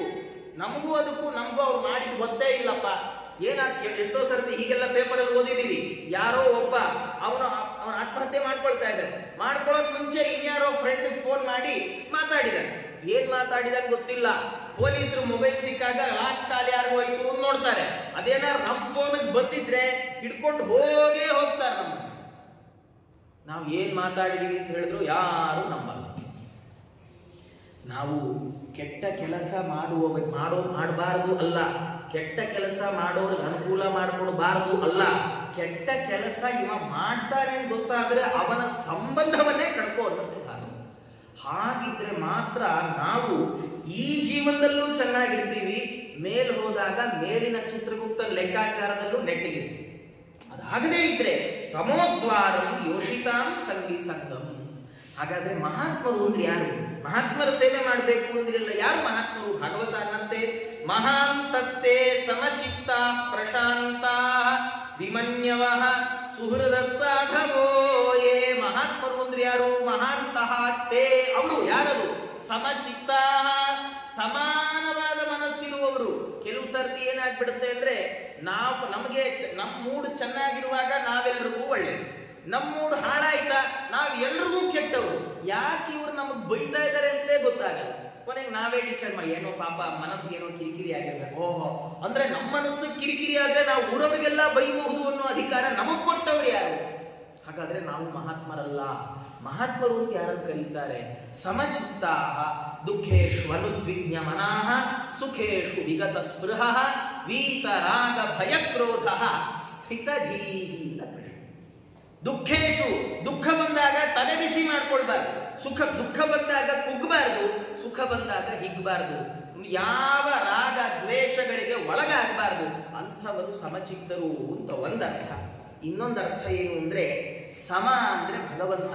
ಮುಂದೆ ಸಪ್ತಮ ಸ್ಕಂದದಲ್ಲಿ ಹೇಳುವಾಗ ದೇವರನ್ನ ಸಮಪ್ರಿಯ ಸುಹೃದ್ ಬ್ರಹ್ಮನ್ ಅಂತ ಕರೀತಾರೆ. ದೇವರು ಸಮಃ. ಯಾಕೆ ಸಮಃ? ಅವ ಎಲ್ಲರ ಒಳಗೆ ಸಮಾನನಾಗಿದ್ದಾನೆ. ಎಲ್ಲರ ಒಳಗೆ ಸಮಾನನಾಗಿದ್ದಾನೆ ಅಂದ್ರೆ ಹೇಗೆ? ದೇವರನ್ನ ಭಕ್ತಿ ಮಾಡೋರು, ಭಕ್ತಿ ಮಾಡದೇ ಇರೋರು ಇಬ್ಬರಿದ್ದಾರೆ. ದೇವರನ್ನ ನಂಬುವವರು, ನಂಬದೇ ಇರೋರು ಅಂತ ಇಬ್ಬರಿದ್ದಾರೆ. ದೇವರು ನನ್ನನ್ನ ಯಾರು ನಂಬ್ತಾರೋ ಅವ್ರೊಳಗೆ ಮಾತ್ರ ನಾನು ಇರ್ತೀನಿ, ನನ್ನ ನಂಬದೇ ಇರೋರು ನನಗೂ ಸಂಬಂಧ ಇಲ್ಲ, ನಾನು ಆಚೆ ಹೋಗ್ತೀನಿ ಅನ್ನಲ್ಲ ದೇವರು. ನೋಡಿ, ಒಂದು ಉದಾಹರಣೆಯನ್ನ ಸಂಸ್ಕೃತದ ಸುಭಾಷಿತ ಕೊಡೋದು ನಮ್ಗೆ. ಚಂದ್ರ ಅವನಿದಾನೆ ಅಂತಲೇ ಹೇಳಿ, ಇಲ್ಲ ಅಂತಲೇ ಹೇಳಿ. ಭೂಮಿ ಸುತ್ತ ಚಂದ್ರ ಸುತ್ತಾನೆ ಅಂತ ಹೇಳಿ, ಚಂದ್ರನ್ ಸುತ್ತ ಭೂಮಿ ಸುತ್ತತ್ತೆ ಅಂತ ಹೇಳಿ. ಚಂದ್ರ ಸೆಂಟರ್ ಅಲ್ಲಿ ಇದ್ದಾನೆ, ಉಳಿದದ್ದು ಎಲ್ಲಾನು ಅದನ್ನ ಸುತ್ತತ್ತೆ ಅಂತ ಹೇಳಿ. ಚಂದ್ರ ಕಪ್ಪಗಿದಾನೆ ಅಂತ ಹೇಳಿ, ಚಂದ್ರ ಬೆಳಗಿದಾನೆ ಅಂತ ಹೇಳಿ. ಆದ್ರೆ ನಾನು ಟೆರೆಸ್ ಹತ್ತಿ ಚಂದ್ರನೇ ಇಲ್ಲ ಅಂದ ಕೂಡ್ಲೆ ಹುಣ್ಣಿಮೆ ದಿನ ನನ್ನ ಮನೆಗೆ ಬೆಳದಿಂಗಳು ಕೊಡಲೇ ಚಂದ್ರ ಕೊಡ್ತಾನೆ. ಏನೇ ಅಂದ್ರೂ ಚಂದ್ರ ನಮ್ಮನೆ ಬೆಳದಿಂಗಳನ್ನ ಕಸಿದುಕೊಳ್ಳೋಲ್ಲ. ಚಂದ್ರ ಎಲ್ಲಾರ ಮನೆಗೂ ಬೆಳದಿಂಗಳು ಕೊಟ್ಟೇ ಕೊಡ್ತಾನೆ. ಅದು ಯಾರೇ ಇರಲಿ. ಹಾಗೆ ಭಗವಂತ ಎಂಥವರೇ ಇರಲಿ ಎಲ್ಲರ ಒಳಗೆ ತಾನು ಸಮಾನನಾಗಿರ್ತಾನೆ, ಎಲ್ಲರಿಗೂ ಸಮಾನವಾದ ಅವಕಾಶಗಳನ್ನು ಒದಗಿಸಿಕೊಡ್ತಾನೆ. ಹಾಗಾಗಿ ಭಗವಂತನನ್ನ ಸಮ ಅಂತ ಭಾಗವತ ಕರೆಯುತ್ತೆ. ಇಂಥ ಭಗವಂತನಲ್ಲಿ ಮನಸ್ಸನ್ನಿಟ್ಟವರು ಸಮಚಿತ್ತರು, ಜೊತೆಗೆ ಪ್ರಶಾಂತರು ಅಂದ್ರೆ ಎಲ್ಲ ಇಂದ್ರಿಯಗಳನ್ನವರು ಗೆದ್ದಿರ್ತಾರಾದ್ರಿಂದ ಮನಸ್ಸಿನಲ್ಲಿ ಯಾವುದೇ ದುಗುಡ ಇರೋಲ್ಲ, ಆರಾಮದಲ್ಲಿರ್ತಾರೆ. ಯಾಕೆ? ಯಾವ ಇಂದ್ರಿಯವನ್ನ ಒಲಿಸಬೇಕಾದ ಅನಿವಾರ್ಯತೆ ಇಲ್ಲ. ನಾವು ಕೇಳಬೇಕಾದ ಯಾವುದೋ ತುಂಬಾ ಚೆನ್ನಾದ ಶಬ್ದ ಕೇಳದೆ ಇದ್ರೆ ಫೀಲ್ ಆಗ್ತೀವಿ, ಚೆನ್ನಾದ ವಸ್ತು ನೋಡದೆ ಇದ್ರೆ ಫೀಲ್ ಆಗ್ತೀವಿ, ಚೆನ್ನಾದ ಪದಾರ್ಥಗಳು ನಮ್ಮ ಇಂದ್ರಿಯಕ್ಕೆ ಸಿಗದೇ ಇದ್ರೆ ಬಹಳ ದುಃಖ ಆಗುತ್ತೆ. ಆದ್ರೆ ಅವರ ಆ ಎಲ್ಲ ಇಂದ್ರಿಯಗಳನ್ನ ಗೆದ್ದವರಾದ್ರಿಂದ ಪ್ರಶಾಂತ, ಜೊತೆಗೆ ವಿಮನ್ಯವ ಸುಹೃದ ಸಾಧವ. ವಿಮನ್ಯವ ಅವರಿಗೆ ಕೋಪ ಇರೋಲ್ಲ ಅಂದ್ರೆ ಸಜ್ಜನರಲ್ಲಿ ಕೋಪ ಇರೋಲ್ಲ. ಸುಹೃದ ಅಂದ್ರೆ ಅವರೆಲ್ಲರಲ್ಲಿ ಆತ್ಮೀಯತಾ ಭಾವನೆ ಹೊಂದಿರ್ತಾರೆ. ಯಾರ ಬಗ್ಗೆ ಮಾತ್ಸರ್ಯ ಇರೋಲ್ಲ, ಹೊಟ್ಟೆ ಕಿಚ್ಚಿರೋಲ್ಲ. ಜಗತ್ತಲ್ಲಿ ಕೆಟ್ಟ ಗುಣ ಯಾವುದು ಅಂದ್ರೆ ಒಂದು ದುರಾಸೆ, ಮತ್ತೊಂದು ಹೊಟ್ಟೆ ಕಿಚ್ಚು. ಒಂದು ಒಳ್ಳೆ ಕಥೆ ನಾವು ಓದುವಾಗ ಗುರುಕುಲದಲ್ಲಿ ಪಾಠ ಇತ್ತು. ಏನು ಅಂದ್ರೆ ಒಬ್ಬ ಒಳ್ಳೆ ಹೊಟ್ಟೆ ಕಿಚ್ಚಿನವ ಮತ್ಸರಿ, ಮತ್ತೊಬ್ಬ ದುರಾಸೆಯವ ಲೋಭಿ. ಇಬ್ರು ದೇವರನ್ನ ಕುರಿತು ತಪಸ್ಸು ಮಾಡ್ಲಿಕ್ಕೆ ಹೋಗಿದ್ದಾರೆ. ರುದ್ರದೇವರ ದೇವಸ್ಥಾನಕ್ಕೆ ಹೋದ್ರು, ತಪಸ್ಸು ಮಾಡ್ತಾ ಕೂತ್ರು. ಇಬ್ರು ಬಹಳ ಸ್ನೇಹಿತರು ಅವರಿಬ್ರು. ಒಬ್ಬ ಲೋಭಿ, ಮತ್ತೊಬ್ಬ ಬಹಳ ಹೊಟ್ಟೆ ಕಿಚ್ಚಿನವ. ಸರಿ, ತಪಸ್ಸು ಮಾಡ್ತಾ ಇದ್ರು. ಬಹಳ ಘೋರವಾದ ತಪಸ್ಸು ಮಾಡಿದ್ರು. ರುದ್ರದೇವರು ಬಹಳ ಬೇಗ ಒಲಿತಾರೆ. ಅವರು ತುಂಬಾ ಬೇಗ ಅವರನ್ನು ಒಲಿಸಬಹುದಲ್ಲ. ರುದ್ರದೇವರು ಪ್ರತ್ಯಕ್ಷ ಆಗಿ ಕೇಳಿದ್ರು, ಏನ್ ವರ ಬೇಕು ಕೇಳ್ಕೊಳ್ಳಿ. ಮೊದಲು ಲೋಭಿ ಹತ್ರ ಬಂದ್ರು, ಯಾರು ದುರಾಸೇವ, ಅವನ ಹತ್ರ ಬಂದು ರುದ್ರದೇವರಂದ್ರು, ಏನಪ್ಪಾ ನಿನ್ನ ತಪಸ್ಸು ಬಹಳ ಚೆನ್ನಾಗಿ ನಡೆದಿದೆ, ನಂಗೆ ಬಹಳ ಸಂತೋಷ ಆಗಿದೆ, ನಿಂಗೆ ಏನ್ ವರ ಬೇಕು ಕೇಳ್ಕೊ. ಅವನು ಮೊದಲೇ ಹೊಟ್ಟೆ ದುರಾಸೇವ ಅದಕ್ಕೆ ಅವನೇನು ಯೋಚನೆ ಮಾಡ್ದ, ನಾನು ಏನ್ ಕೇಳ್ಕೊಂಡ್ರು ಇವನು ಅದಕ್ಕಿಂತ ಜಾಸ್ತಿ ಕೇಳ್ಕೊಂಡ. ಹಾಗಾಗಿ ನಾನೊಂದು ಉಪಾಯ ಮಾಡ್ತೀನಿ ಅಂತ ಅವನೇನಂದ, ಸ್ವಾಮಿ ನಂಗೆ ಇವನೇನ್ ಕೇಳ್ಕೊಳ್ತಾನಲ್ಲ ಅದ್ರ ಡಬಲ್ ನಂಗೆ ಸಿಗಬೇಕು ಅಂತ. ಯಾಕಂದ್ರೆ ತಪಸ್ ಮಾಡಿ 1 ಲಕ್ಷ ಕೇಳ್ಕೊಂಡ್ರೆ ನಾ ಕೇಳ್ಕೊಳ್ಳೋದೇ 2 ಲಕ್ಷ ಬಂತಲ್ಲ. ಇವನು ಆ ಯೋಚನೆಯಲ್ಲಿ ಇದ್ದ. ಈ ಪಕ್ಕದಲ್ಲಿ ಹೊಟ್ಟೆ ಕಿಚ್ಚಿನವ ಇದನ್ನ ಕೇಳಿಸ್ಕೊಳ್ತಾ ಇದ್ದ. ಅವನು ಒಳಗೆ ಹೊಟ್ಟೆ ಕಿಚ್ಚುವಾಗೋಯ್ತು, ಹೊಟ್ಟೆ ಬೆಂಕಿ ಹಾಕಿದಾಗ ಇವನು ಏನೂ ಕೇಳ್ಕೊಳ್ಳೋ ಹಂಗಿಲ್ಲ ಈಗ. ಯಾಕೆ? ಮನೆ ಕೊಡು ಅಂದ್ರೆ ಅವ್ನಿಗೆ 2 ಸಿಕ್ಬಿಡುತ್ತೆ, ಒಳ್ಳೆ ಹೆಂಡತಿ ಕೊಡು ಒಳ್ಳೆ 2 ಹೆಂಡತಿ ಸಿಕ್ಬಿಡುತ್ತೆ, ಒಳ್ಳೆ ದುಡ್ಡು ಕೊಡು ನನಗಿಂತ 2 ಪಟ್ಟು, ಏನಾದ್ರೂ 2 ಪಟ್ಟು ಸಿಗುತ್ತೆ. ಏನ್ ಮಾಡ್ಲಿ ನಂಗೆ ಸಿಗದಿದ್ರೂ ಪರವಾಗಿಲ್ಲ, ಇವನಿಗೆ ಸಿಗಬಾರ್ದು ಅಂತ ತೀರ್ಮಾನ ಮಾಡ್ದ. ರುದ್ರದೇವರು ಇವನ ಹತ್ರ ಬಂದ್ರು. ಹೊಟ್ಟೆ ಕಿಚ್ಚಿನವನ ಹತ್ರ, ಏನಪ್ಪ ನಿಂಗೇನ್ ವರ ಬೇಕು ಅಂದ್ರು. ಅವನಂತ, ರುದ್ರದೇವರೇ ನನ್ಗೆ ನಿಜವಾಗಿ ನೀವು ನನ್ನ ತಪಸ್ಸಿಗೆ ಮೆಚ್ಚಿದ್ರೆ, ನಿಜವಾಗಿ ನಿಮ್ಗೆ ಏನಾದ್ರು ಕೊಡ್ಬೇಕು ಅನ್ಕೊಂಡಿದ್ರೆ ಜಾಸ್ತಿ ಏನ್ ಕೇಳ್ತಾ ಇಲ್ಲ ನಾನು. ನಂದು 1 ಕಣ್ಣು 1 ಕೈ 1 ಕಾಲು 1 ಕಿವಿ ಹೋಗ್ಬಿಡ್ಲಿ ಅಂತ. ಅವ್ರು ರುದ್ರದೇವರು ತಥಾಸ್ತು ಅಂದ್ರು. ಇವಂದು ಒಂದೊಂದು ಹೋಯ್ತು, ಅವನ್ 2 ಹೋಯ್ತು. ಅಷ್ಟು ತಪಸ್ಸು ಮಾಡಿ ದೇವರನ್ನು ಒಲಿಸ್ಕೊಂಡು ಏನ್ ಸಿಕ್ತಪ್ಪ ಅಂದ್ರೆ ಹೊಟ್ಟೆ ಕಿಚ್ಚನ ಒಂದೊಂದು ಕಣ್ಣು ಹೋಯ್ತು, ಲೋಭ ದುರಾಸೆ 2 ಹೋಯ್ತು. ಇದೆರಡು ನಮ್ಮ ಜೀವನದಲ್ಲಿ ನಾವು ಬಿಡಬೇಕಾದ ದೊಡ್ಡ ದುರ್ಗುಣಗಳು.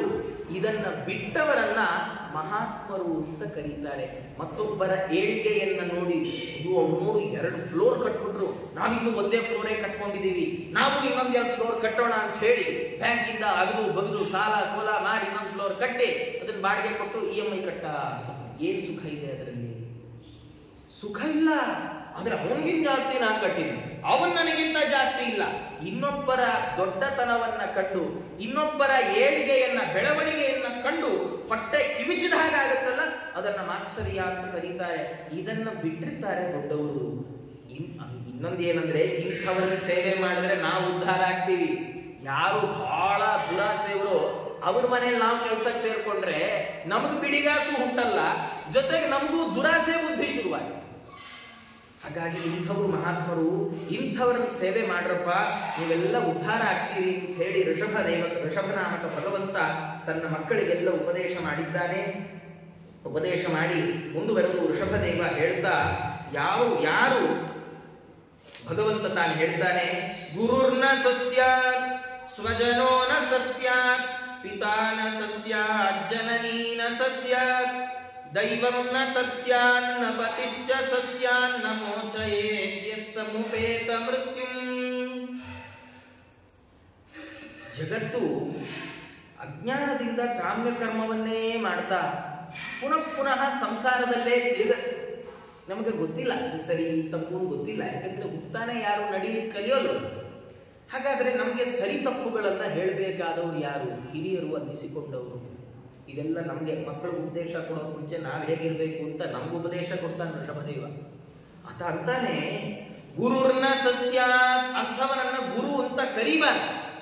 ಸ್ವಜನೋ ನ ಸಸ್ಯಾತ್, ಅಂಥವನನ್ನ ನಮ್ಮ ಆತ್ಮೀಯ ನಮ್ಮ ಫ್ರೆಂಡು ಅಂತ ಹೇಳ್ಕೊಳ್ಬಾರ್ದು.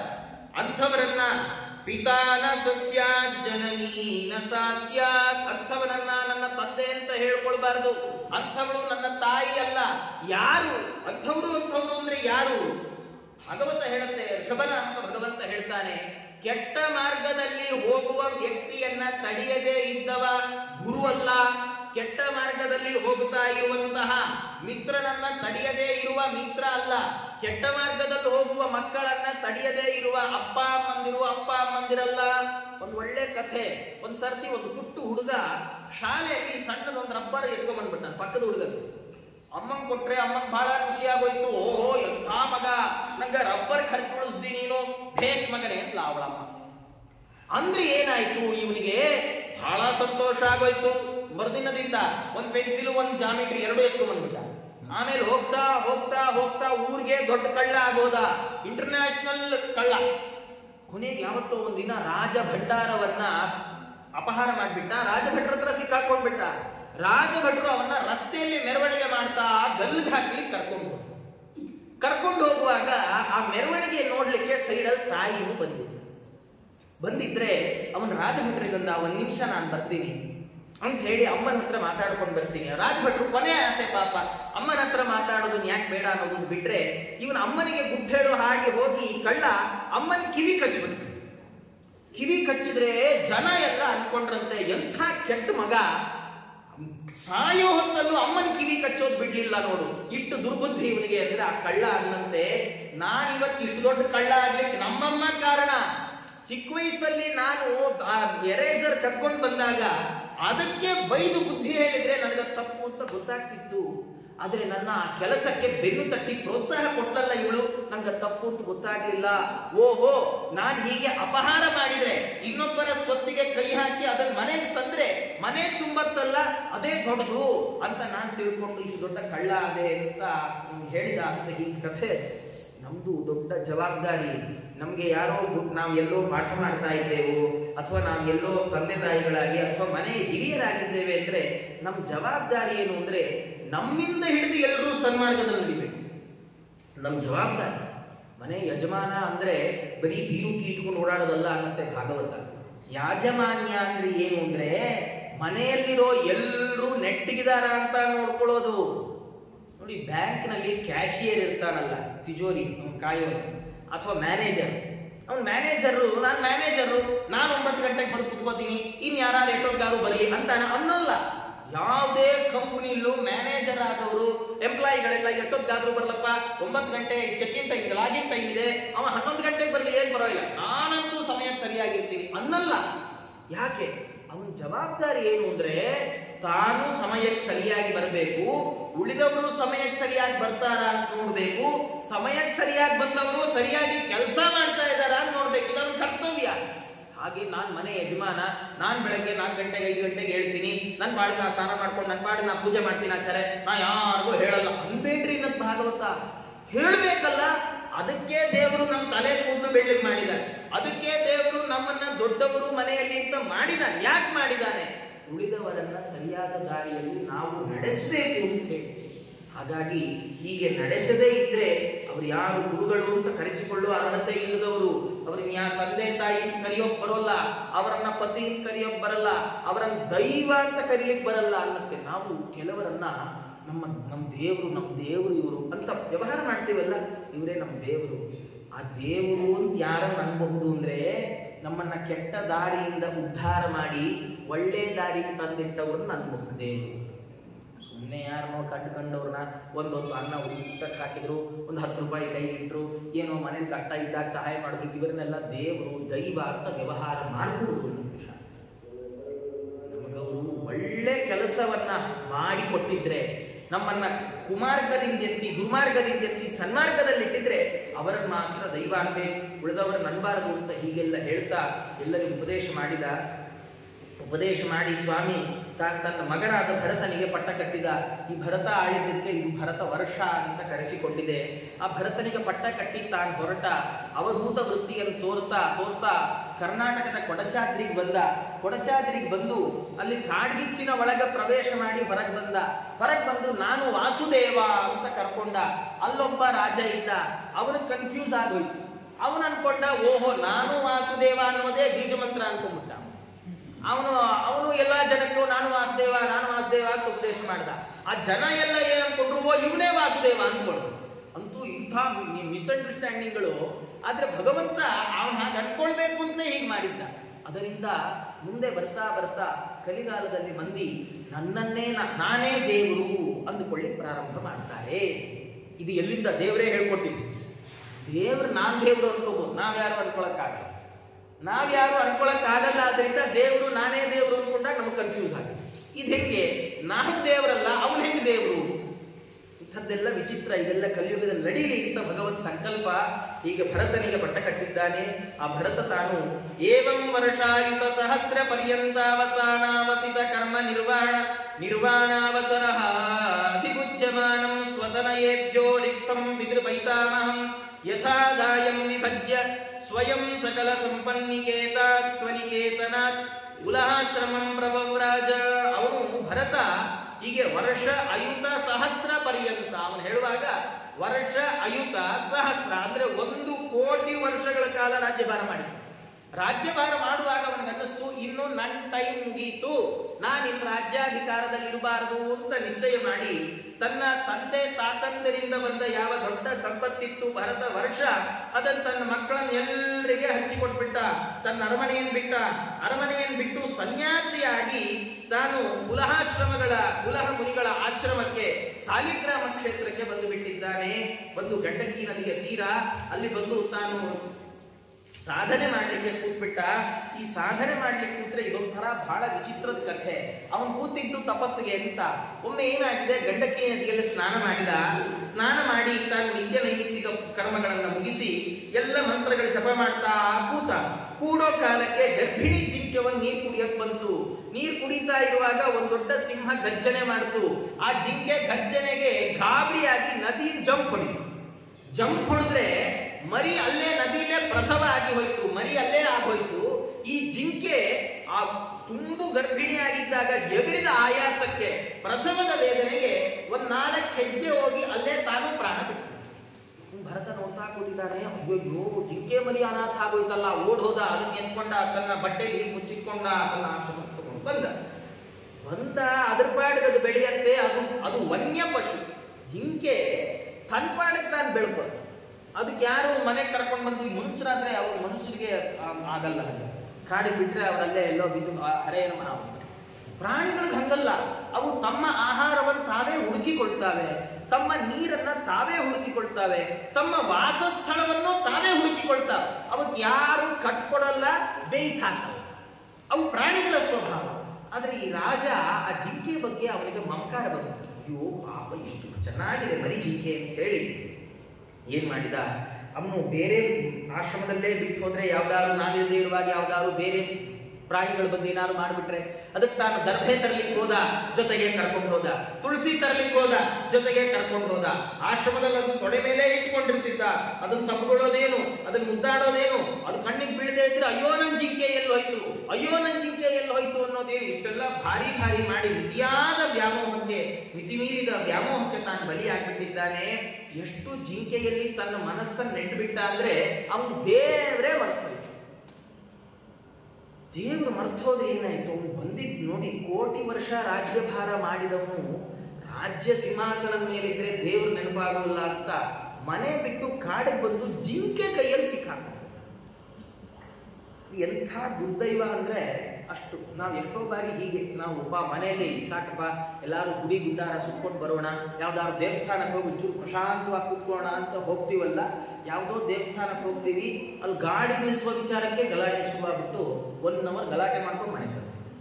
ಮನೇಲಿದ್ರೇನೆ ಎಷ್ಟೋ ಪ್ರಶಾಂತವಾಗಿ ಕೂತಿರ್ಬೋದಿತ್ತು. ಏನು ಅಂದ್ರೆ ಸಂಸ್ಕೃತದಲ್ಲಿ ಒಂದು ಸುಭಾಷಿತ ಏನಂದ್ರೆ, ಪ್ರಾಯೋ ಗಚ್ಚತಿ ಯತ್ರ ದೈವ ಹತಕಃ ತತ್ರೈವ ಯಾಂತ್ಯಾಪದ. ಅವನೊಬ್ಬ ತಲೆ ಕೂದಲೇ ಇಲ್ಲ, ಬೋಳ್ಗುಂಡ. ಅವನು ರಸ್ತೆಯಲ್ಲಿ ನಡ್ಕೊಂಡು ಹೋಗ್ತಾ ಇದ್ದ. ನಡ್ಕೊಂಡು ಹೋಗುವಾಗ ಬಹಳ ಬಿಸಿಲು, ರಣ ಬಿಸಿಲು, ಏಪ್ರಿಲ್ ಮೇ ಬಿಸಿಲು. ಅವನು ಅನ್ಕೊಂಡ ಇದೇ ಬಿಸಿಲಲ್ಲೇ ಹೋಗ್ತಾ ಇದ್ರೆ ನಾನು ತಲೆ ತಿರುಗಿ ಎಲ್ಲಾರು ಬಿದ್ದೇ ಹೋಗ್ಬಿಡ್ತೀನಿ, ಮನೆಗೆ ಹೋಗಿ ಸೇರ್ಬೇಕಾ ಬೇಡವಾ, ಹಾಗಾಗಿ ನೆರಳಿಗೆ ನಿಂತ್ಕೊಳ್ಳೋಣ ಅಂತ ಏನ್ ಮಾಡಿದ್ದಾನೆ, ಅವನು ತಾಲಸ್ಯ ಒಂದು ತಾಳೆ ಮರದ ಬುಡಕ್ಕೆ ಹೋಗಿ ನಿಂತ್ರೆ ಅವನು ನಿಲ್ಲಕ್ಕೂ ಆ ಮರದ ಮೇಲೊಂದು ಪಕ್ಷಿ ಕೂತ್ಕೊಂಡು ತಾಳೆ ಹಣ್ಣು ಕುಕ್ಕಿ ತಿಂತಾ ಇದ್ದಿದ್ದ ಆ ತಾಳೆ ಹಣ್ಣು ಬೀಳಕ್ಕೂ ಒಂದೇ ಆಯ್ತು. ತತ್ರಾಪ್ಯಸ್ಯ ಮಹಾಫಲೇನ ಪತತ ಭಗ್ನಂ ಸಶಬ್ದಂ ಶಿರಃ. ಅವನ ತಲೆ ಮೇಲೆ ಆ ತಾಳೆ ಹಣ್ಣು ಬಿದ್ದು ತಲೆ ಫಟ್ ಅಂತ ಹೊಡೆದೇ ಹೋಯ್ತು. ಪ್ರಾಯೋ ಗಚ್ಚತಿ ಯತ್ರ ದೈವ ಹತಕಃ. ದುರದೃಷ್ಟವಂತರು ಎಲ್ಲಿ ಹೋದ್ರು ಅಲ್ಲಿ ಅವ್ರು ಹಿಂದೆ ಆಪತ್ತುಗಳು ಅಟ್ಟಿಸ್ಕೊಂಡು ಬರುತ್ತವೆ. ಅವ್ ನಾವೇನ್ ರಸ್ತೆ ಎಷ್ಟೋ ಬಾರಿ ಹೀಗಾಗತ್ರಿ, ರಸ್ತೆಯಲ್ಲಿ 120-130 ಸ್ಪೀಡಲ್ಲಿ ಗಾಡಿನ ಮಲಗಿಸ್ಕೊಂಡೆಲ್ಲ ಓಡಿಸ್ತಾರಲ್ಲ, ಅವ್ರು ಸುಖವಾಗಿ ಮನೆ ಸೇರ್ಕೋತಾರೆ. ಎಲ್ಲೋ ಫುಟ್ಪಾತ್ ಅಲ್ಲಿ ಕೋಲ್ ಹಿಡ್ಕೊಂಡು ನಡ್ಕೊಳ್ತಾ ಇರೋರು ಯಾವ್ದೋ ಗಾಡಿಗೊಂಡು ಆಸ್ಪತ್ರೆಗೆ ಹೋಗ್ಬಿಡ್ತಾರೆ. ಯಾರನ್ನು ಬೈಬೇಕು, ದುರ್ದೈವ ಅಷ್ಟೇ. ಹಾಗಾಗಿ ಪ್ರಾಯೋ ಗಚ್ಚತಿ ಯತ್ರ ದೈವ ಹತಕಃ ತತ್ರೈವ ಯಾಂತ್ಯಾಪದ. ಪ್ರಾರಬ್ಧ ಎಳ್ಕೊಂಡು ಬರುತ್ತೆ. ನಾವು ದೇವರನ್ನ ನಂಬೋಣ ಬಿಡೋಣ, ಕರ್ಮವನ್ನ ನಂಬೋಣ ಬಿಡೋಣ. ನಮ್ಮ ಜೀವನದಲ್ಲಿ ಈ ಥರದ ಘಟನೆ ನಡೆದಿರುತ್ತೆ. ಯಾವ ಥರದ್ದು ಅಂದ್ರೆ, ನಮಗ್ ಗೊತ್ತಿಲ್ಲದೆ ನಮ್ಮಿಂದ ಏನೋ ಅವ್ಯವಸ್ಥೆ ಆಗಿ ವಾಪಸ್ ನಮ್ಮ ಬುಡಕ್ಕೆ ಬಂದು ಸುತ್ಕೊಂಡ್ಬಿಡುತ್ತೆ. ಗೊತ್ತೇ ಆಗಿರಲ್ಲ. ನಾವು ಅವ್ರ ಮೇಲೆ ಇವ್ರ ಮೇಲೆ ಗೂಬೆ ಕುಡಿಸಕ್ ನೋಡಿರ್ತೀವಿ. ಅವ್ರು ಯಾರ ಮೇಲೆ ಗೂಬೆ ಕುಡಿಸಿ ಏನು ಉಪಯೋಗ, ಆ ಕರ್ಮ ಫಲ ನಮ್ದೇ ಅನುಭವಿಸ್ತಾ ಇರೋದು. ನಾವು ಅವನು ಭರತ ಅಲ್ಲಿಂದ ಇಲ್ಲಿಗೆ ಬಂದ, ಇಲ್ಲೊಂದು ಜಿಂಕೆ ವ್ಯಾಮೋಹದಲ್ಲಿ ಸಿಕ್ಕಾಕೊಂಡ್ಬಿಟ್ಟ. ಅಂತ್ಯಕಾಲದಲ್ಲೂ ಅಯ್ಯೋ ನಾ ಸತ್ರೆ ಜಿಂಕೆನೇ ಯಾರು ನೋಡೋರು, ಜಿಂಕೆ ಜಿಂಕೆ ಜಿಂಕೆ ಅಂತ ಪ್ರಾಣ ಬಿಟ್ಟ, ಜಿಂಕೆನೇ ಆಗುತ್ತ. ಕಾಲಂಜರ ಪರ್ವತ ಅಂತ ಆ ಪರ್ವತದಲ್ಲಿ ತಾನು ಜಿಂಕೆಯಾಗಿ ಹುಟ್ಟಿದ್ದಾನೆ. ಆದರೆ ಅವನು ಎಷ್ಟು ಆಶ್ಚರ್ಯ ಅಂದ್ರೆ, ಜಿಂಕೆ ಆದಾಗಲೂ ಅವನಿಗೆ ಹಿಂದಿನ ಜನ್ಮದ ಸ್ಮರಣೆ ಇತ್ತಂತೆ. ಈ ಜನ್ಮದಲ್ಲಿ ನಾನು ಯಾರನ್ನೂ ಹಚ್ಕೊಳ್ಳಲ್ಲ ಅಂತ ತನ್ನ ತಂದೆ ತಾಯಿಗಳನ್ನು ಬಿಟ್ಟ, ಅಪ್ಪ ಅಮ್ಮ ಜಿಂಕೆಯನ್ನು ಬಿಟ್ಟ, ಕಾಲಂಜರ ಪರ್ವತದಿಂದ ವಾಪಸ್ ಕುಲಹಾಶ್ರಮಕ್ಕೆ ಬಂದ. ತನ್ನ ಅಂತ್ಯಕಾಲ ಬಂದಾಗ ಗಂಡಕಿ ನದಿಯಲ್ಲೇ ತನ್ನ ದೇಹವನ್ನು ತ್ಯಾಗ ಮಾಡಿದ. ಮುಂದಿನ ಜನ್ಮದಲ್ಲಿ ಆಂಗಿರಸ ಗೋತ್ರದ ಒಬ್ಬ ವಿಪ್ರ, ಅವನಿಗೆ ಎರಡನೇ ಹೆಂಡತಿಲಿ ಅವಳಿ ಮಕ್ಕಳು, ಒಂದು ಗಂಡು ಒಂದು ಹೆಣ್ಣು. ಆ ಗಂಡು ಈ ಭರತ. ಹುಟ್ಟಿದಾರಭ್ಯ ಜಡನಂತೆ ಇದ್ದ, ಮೂಕನಂತಿದ್ದ. ಹಾಗಾಗಿ ಎಲ್ಲರೂ ದಡ್ಡ ದಡ್ಡ ಅಂತಾನೆ ಕರೀತಾರೆ. ನಮ್ಗೇನು ಹೆಸರೇ ಇಡ್ಲಿಲ್ವೋ ಏನೋ ಪ್ರಾಯ. ಹುಟ್ಟಿದ ಆರಭ್ಯ ಏನ್ ಹೆಸರು, ಇವನ ದಡ್ಡ ಗೊತ್ತಿಲ್ವಾ, ಇವನ ಪೆದ್ದ ಗೊತ್ತಿಲ್ವಾ, ಹಾಗೆ ವ್ಯವಹಾರ. ಜಡ ಭರತ, ಅವನ ಹೆಸರೇ ಜಡ. ಸರಿ, ಅವ್ರ ಅಪ್ಪ ಅಮ್ಮ ಅನ್ಕೊಂಡ್ರು ಇವನು ಒಂಚೂರು ಮುಂಜಿ ಗಿಂಜಿ ಮಾಡಿ ಏನಾದ್ರು ಸ್ತೋತ್ರ ಮಂತ್ರ ಹೇಳಿದ್ರಾದ್ರೂ ಬುದ್ಧಿ ಸರಿ ಆಗಬಹುದು ಅಂತ ಹೇಳಿ ಮುಂಜಿನೂ ಮಾಡಿದ್ರು. ಇವನು ಗಾಯತ್ರಿ ಮಂತ್ರನೂ ಸರಿ ಹೇಳಲಿಲ್ಲ. ಸರಿ, ಅಪ್ಪ ಇರೋವರೆಗೂ ಏನೋ ಮಾಡ್ದ. ಅಪ್ಪ ಪ್ರಾಣ ಬಿಟ್ಟ, ಅಮ್ಮನೂ ಪ್ರಾಣ ಬಿಟ್ಲು. ಅವನಿಗೊಂದು 9 ಜನ ಅಣ್ಣಂದ್ರಿದ್ರು. ಅಪ್ಪ ಅಮ್ಮನೇ ತಲೆಗೆ ಹಚ್ಕೊಳ್ಳದೆ ಇದ್ಮೇಲೆ ಅಣ್ಣ ತಮ್ಮಂದ್ರೆ ಯಾಕೆ ತಲೆಗೆ ಹಚ್ಕೊಂಡ್ರು? ಅವ್ರಂದ್ರು ಇವ್ ಏನಾರು ಮಾಡ್ಕೊಂಡಿರ್ಲಿ ಅಂತ ಬಿಟ್ಟುಬಿಟ್ಟಿದ್ದಾರೆ. ಹುಟ್ಟು ಬೆಪ್ಪ ಅಂತ ಭಾವಿಸಿ ಅವನ ಬಿಟ್ಬಿಟ್ಟಿದ್ದಾರೆ. ಅವನ ದೇಹಧಾರಣೆ ಹೇಗೆ? ಹಾಗಾದ್ರೆ ಊಟ ತಿಂಡಿ ಏನ್ ತಿಂಡಿ ಅಂದ್ರೆ ಎಲ್ಲೋ ರಸ್ತೆಯಲ್ಲಿ ಕೂತಿರೋದು, ಯಾರೋ ತಂದೆ ಏನಾದ್ರು ಕೊಟ್ರೆ ತಿನ್ನು. ಇಲ್ಲ ಅವನ ಅಣ್ಣಂದ್ರು ಅಯ್ಯೋ ಇವತ್ತು ಮಾಡಿದ ಅಡಿಗೆ ಎಲ್ಲ ಮಿಕ್ಕೋಗಿದೆ, ನೆನ್ನೆ ಮಾಡಿದ್ ಏನ್ ಮಾಡ್ಲಿ ಅಂದ್ರೆ, ಇಲ್ಲ ಅವನಿದಾನಲ್ಲ ಅವ್ನು ಕೊಟ್ಬಿಡಿ, ಅವನು ಅದನ್ನೂ ತಿಂದು ಬಿಡ್ತಿದ್ದ. ಅದು ತಂಗಳಿರ್ಲಿ, ಹಳಸಲಿರ್ಲಿ, ಬಿಸಿ ಇರ್ಲಿ, ಸೀದಿದ್ದಿರ್ಲಿ, ಹೊತ್ತಿದ್ದಿ ಅಂಥದ್ದೇ ಇರ್ಲಿ, ಆ ರುಚಿಯನ್ನೇ ಗಮನಿಸದೆ ಏನ್ ಕೊಟ್ರ ತಿಂತಾನೆ. ನಾವು ಹಂಗೆ, ನಮ್ಗೆ ರುಚಿ ಬೇಕು, ಆದ್ರೆ ಏನ್ ಕೊಟ್ರೆ ತಿಂತೀವಿ. ಎಲ್ಲ ಏನ್ ಕೊಟ್ರ ಆಯ್ತು. ಮನೆಗೆ ಮಾಡಿದ್ದಾಗ್ಬೋದು. ಈ ಹಿರಣ್ಯಕಶಿಪು ವರ ಕೇಳ್ಕೊಂಡಂಗೆ, ಅವನು ಹಿರಣ್ಯಕಶಿಪು ಒಳಗ್ ಸಾಯ್ಬಾರ್ದು, ಹೊರಗ್ ಸಾಯ್ಬಾರ್ದು, ಮೇಲ್ ಸಾಯ್ಬಾರ್ದು, ಕೆಳಗ್ ಸಾಯ್ಬಾರ್ದು, ಹಗಲ್ ಸಾಯ್ಬಾರ್ದು, ರಾತ್ರಿ ನಮ್ದು ಹಂಗಲ್ಲ. ನಮ್ಗೆ ಒಳಗ್ ಮಾಡಿದ್ದಾಗ್ಬೋದು, ಹೊರಗ್ ಮಾಡಿದ್ದಾಗ್ಬೋದು, ಮೇಲ್ ಮಾಡಿದ್ದಾಗ್ಬೋದು, ಕೆಳಗ್ ಮಾಡಿದ್ದಾಗ್ಬೋದು, ಹಗಲ್ ಮಾಡಿದ್ದಾಗ್ಬೋದು, ರಾತ್ರಿ ಏನ್ ಕೊಟ್ರು ನಾವು ತಿಂತೀವಿ, ಚೆನ್ನಾಗಿದ್ರೆ ಆಯ್ತಷ್ಟೆ. ಅವನು ಹೀಗೊಂಥರ ವಿಚಿತ್ರ, ಅವನ ರಸದ ಬಗ್ಗೆ ಆಲೋಚನೆ ಇಲ್ಲ, ಏನ್ ಕೊಟ್ಟರು ತಿಂತಾ ಇದ್ದ. ಆಮೇಲೆ ಯಾವ ಮೈಯೆಲ್ಲ ಶುದ್ಧವಾಗಿಟ್ಕೊಳ್ಬೇಕು, ಶುಚಿಯಾಗಿಟ್ಕೊಳ್ಬೇಕು, ಏನಿಲ್ಲ, ಕೊಳೆ ತುಂಬಿದ ಮೈ ಹಾಗೆ ಇದ್ದಾನೆ. ಆದ್ರೆ ಇಷ್ಟೆಲ್ಲ ಆದ್ರೂ ಭಾರಿ ಕಷ್ಟಪುಷ್ಟವಾಗಿದ್ದ, ಭಾರಿ ಪುಷ್ಟಕಾಯ. ಎಷ್ಟೋ ಸರ್ತಿ ಅನ್ಸತ್ರಿ, ಕೆಲವು ಏನಂದ್ರೆ ನಾವು ಭಾರಿ ಡಯಟ್ ಫುಡ್ ಅಂತ ತಿಂದು ತಿಂದು ತಿಂದು ಅದರಿಂದ ಅಪೇಕ್ಷಿತ ಫಲಿತಾಂಶವೇ ಸಿಗಲ್ಲ. ಸಣ್ಣ ಆಗ್ಬೇಕು ಅನ್ಕೊಂಡ್ರೆ ದಪ್ಪ ಆಗ್ತೀವಿ, ದಪ್ಪ ಆಗ್ತೀವಿ, ಸಣ್ಣ ಆಗ್ತೀವಿ. ಎಷ್ಟೋ ಬಾರಿ ರಸ್ತೆಯಲ್ಲಿ ಓಡಾಡುವಾಗ ಶ್ರಮಪಟ್ಟು ದುಡಿತಾರಲ್ಲ ಅವರು ಬಹಳ ಫಿಟ್ ಆಗಿರ್ತಾರೆ. ಅಂದ್ರೆ ಅರ್ಥ ಬರೀ ತಿನ್ನೋ ಆಹಾರದಲ್ಲಿಲ್ಲ, ಸ್ವಲ್ಪ ಮೈ ಬಗ್ಸಿ ಕೆಲಸ ಮಾಡ್ಬೇಕಲ್ಲ. ಇವನ್ ಜಡಭರತನ ದೇಹ ದಷ್ಟಪುಷ್ಟವಾಗಿ ಯಾಕಿತ್ತು ಅಂದ್ರೆ, ಏನಂತಿಂದ್ರು ಯಾಕೆ ಅರಗಿಸ್ಕೊಳ್ತಿದ್ದ ಅಂದ್ರೆ, ಯಾರು ಏನ್ ಕೆಲಸ ಕೊಟ್ಟರು ಮಾಡ್ತಿದ್ದ ಮಹಾನ್ ಭಾವ. ಒಂದು ಮಾತು ಎದುರಿಲ್ಲ. ಹೋಗೋ ಅಲ್ಲಿಂದ ಇಟ್ಟಿಗೆ ಹೊತ್ತಾಕು, ಹೋಗೋ ಅಲ್ಲಿಂದ ಮೂಟೆ ತಗೊಂಡ್ ಬಾ, ನೋಡ್ಕೋ ಇಲ್ಲೇ ಸ್ವಲ್ಪ ಹೊಲದಲ್ಲಿ ಕೂತ್ಕೊಂಡು ಗದ್ದೆ ನೋಡ್ಕೋ, ಸುಮ್ಮನೆ ಕೂತಿರೋದಂತೆ. ಏನ್ ಯಾರು ಹೇಳಿದ್ರು ಒಂದು ಮಾತು ಬೇರೆ ಆಡ್ತಾ ಇಲ್ಲ. ಒಂದ್ಸರ್ತಿ ಏನಾಗ್ಬಿಟ್ಟಿದೆ, ಅವನ ಅಣ್ಣಂದ್ರು ಹೀಗೆ ಗದ್ದೆ ಬದುವಿನಲ್ಲಿ ಕೂಡ್ಸಿದಾರೆ. ನೋಡ್ಕೋ ಗದ್ದೆಯಲ್ಲಿ ಏನಾರು ಪಕ್ಷಿ ಗಿಕ್ಷಿ ಬಂದ್ರೆ ನೋಡ್ಕೋ, ಓಡಿಸ್ತಾ ಇರೋ. ಇವನು ಕೂತೇ ಇದ್ದಾನೆ. ಕೂತೇ ಇದ್ರೆ ಒಬ್ಬ ಆ ಊರಿನ ಒಬ್ಬ ರಾಜ ಅವನಿಗೆ ಮಕ್ಕಳಾಗಬೇಕು ಅಂತ ಕಾಳಿಗೆ ಹರಿಸ್ಕೊಂಡಿದ್ದಾನೆ. ಏನ್ ಹರಿಸ್ಕೊಂಡಿದ್ದಾನೆ ಅಂದ್ರೆ, ಒಂದು ನರಬಲಿ ಕೊಡ್ತೀನಿ ಅಂತ. ಅವನು ಯಾವ ಮನುಷ್ಯನ ಹಿಡ್ಕೊಂಡ್ ಬಂದಿದ್ದ ಬಲಿ ಕೊಡಕ್ಕೆ, ಆ ಮನುಷ್ಯ ಓಡೋಗ್ಬಿಟ್ಟಿದ್ದಾನೆ. ಯಾರಾದ್ರೂ ಬನ್ನಿ ಬನ್ನಿ ನೀವು ಬಲಿ ಕೊಡ್ತೀವಿ ಅಂದ್ರೆ ಯಾರೇ, ಅವ ಓಡೋಗ್ಬಿಟ್ಟಿದ್ದಾನೆ. ಸರಿ, ಇವರು ಆ ರಾಜನ ಕಡೆ ಎಲ್ಲಾ ಕಡೆ ಹುಡ್ಕೊಂಡು ಬರ್ತಾ ಇದ್ದಾನೆ. ಯಾವ್ದಾದ್ರು ಒಬ್ಬ ವ್ಯಕ್ತಿ ಬೇಕಲ್ಲ ಬಲಿ ಕೊಡಕ್ಕೆ, ಇಲ್ಲಿದ್ರೆ ಕಾಳಿ ಬಿಟ್ಟಾಳೆ ಸರಿ ಅಂತ ಹುಡ್ಕೊಂಡು ಬರ್ತಾ ಇದ್ದಾನೆ. ಹುಡ್ಕೊಂಡು ಬಂದ್ರೆ ಆ ಮನುಷ್ಯನಿಗೆ ಈ ಜಡಭರತರ ಕಣ್ಣಿಗೆ ಬಿದ್ದಿದೆ. ಅವರು ಕೇಳಿದ್ದಾರೆ, ಏನಪ್ಪಾ ಎಲ್ಲಿ, ಯಾರು ಯಾವ ಊರಿನಿಂದ? ಉತ್ತರ ಇಲ್ಲ. ಏನಪ್ಪಾ ಎಲ್ಲಿ, ಮನೆಯಲ್ಲಿ? ಉತ್ತರ ಇಲ್ಲ. ಅವ್ರು ಅನ್ಕೊಂಡ್ರು, ಓಹೋ ಸರಿಯಾದ ವ್ಯಕ್ತಿ ಸಿಕ್ಕಿದಾನೆ.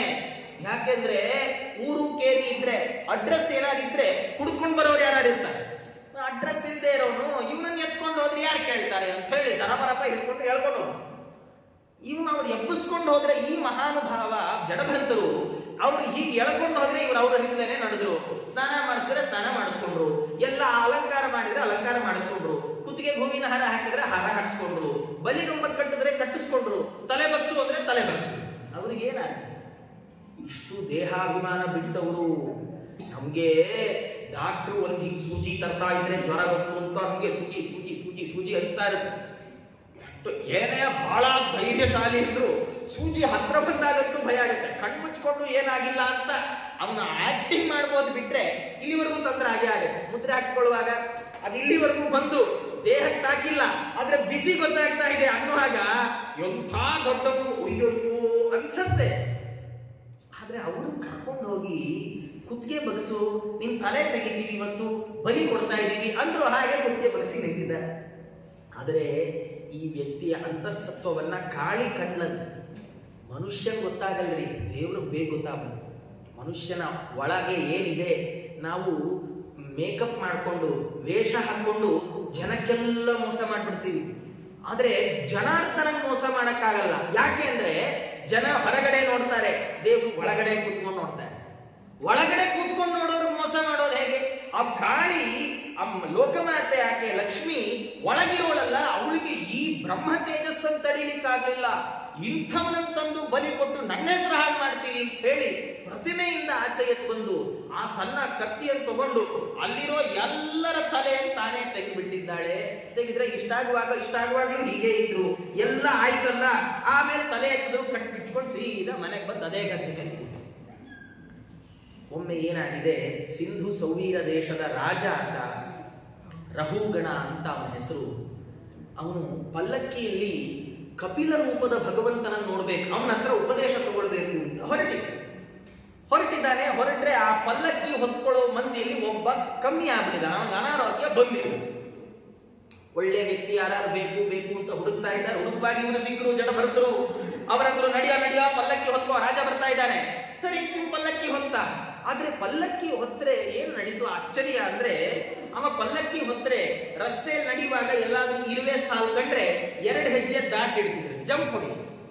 ಇನ್ನೆಲ್ಲಾದ್ರೂ ಏನಾದ್ರು ಮತ್ತಿನ್ನೊಂದು ಇರುವೆ ಸಾಲು ಕಂಡ್ರೆ ಇನ್ನೊಂದು 2 ಹೆಜ್ಜೆ ಜಂಪ್ ಹೊಡಿ. ಅವ್ರದ್ದು ವಾಕಿಂಗ್ಗಿಂತ ಜಂಪಿಂಗೇ ಜಾಸ್ತಿ. ಒಳಗೆ ರಾಜ ಕೂತಿದ್ದಾನೆ. ರಾಜಂಗೆ ಭಾರಿ ಒಳ್ಳೆ ಈ ರೋಲರ್ ಕೋಸ್ಟರ್ ಅಂತಾರಲ್ಲ, ಹಾಗ ಅನುಭವ ಆಗ್ತಾ ಇದೆ. ಸ್ಮೂತ್ ಆಗಿ ಹೋಗ್ತಾ ಇತ್ತು. ಸಡನ್ ಆಗಿ ಮಧ್ಯೆ ಅಲ್ಲ, ಮತ್ತೆ ಗಾಡಿಲಿ ಹೋಗುವಾಗ ಹಪ್ಪು ಬಂದ್ರೆ ಅರ್ಥ ಇದೆ, ಪಲ್ಲಕ್ಕಿಲಿ ಹೋಗುವಾಗ ಹಪ್ಪು ಬಂದ್ರೆ ಏನಾಗಿದೆ? ಅವ್ನು ರಾಜ ಧಡ ಧಡ ಧಡ ಅಂತ ತಲೆ ಹೊಡೆಸ್ಕೊಳ್ತಾ ಇದ್ದಾನೆ. ರಾಜನ್ ಸಿಟ್ಟು ಬಂತು, ಪಲ್ಲಕ್ಕಿಯಿಂದ ಹೊರಗೆ ತಲೆ ಹಾಕ್ದ.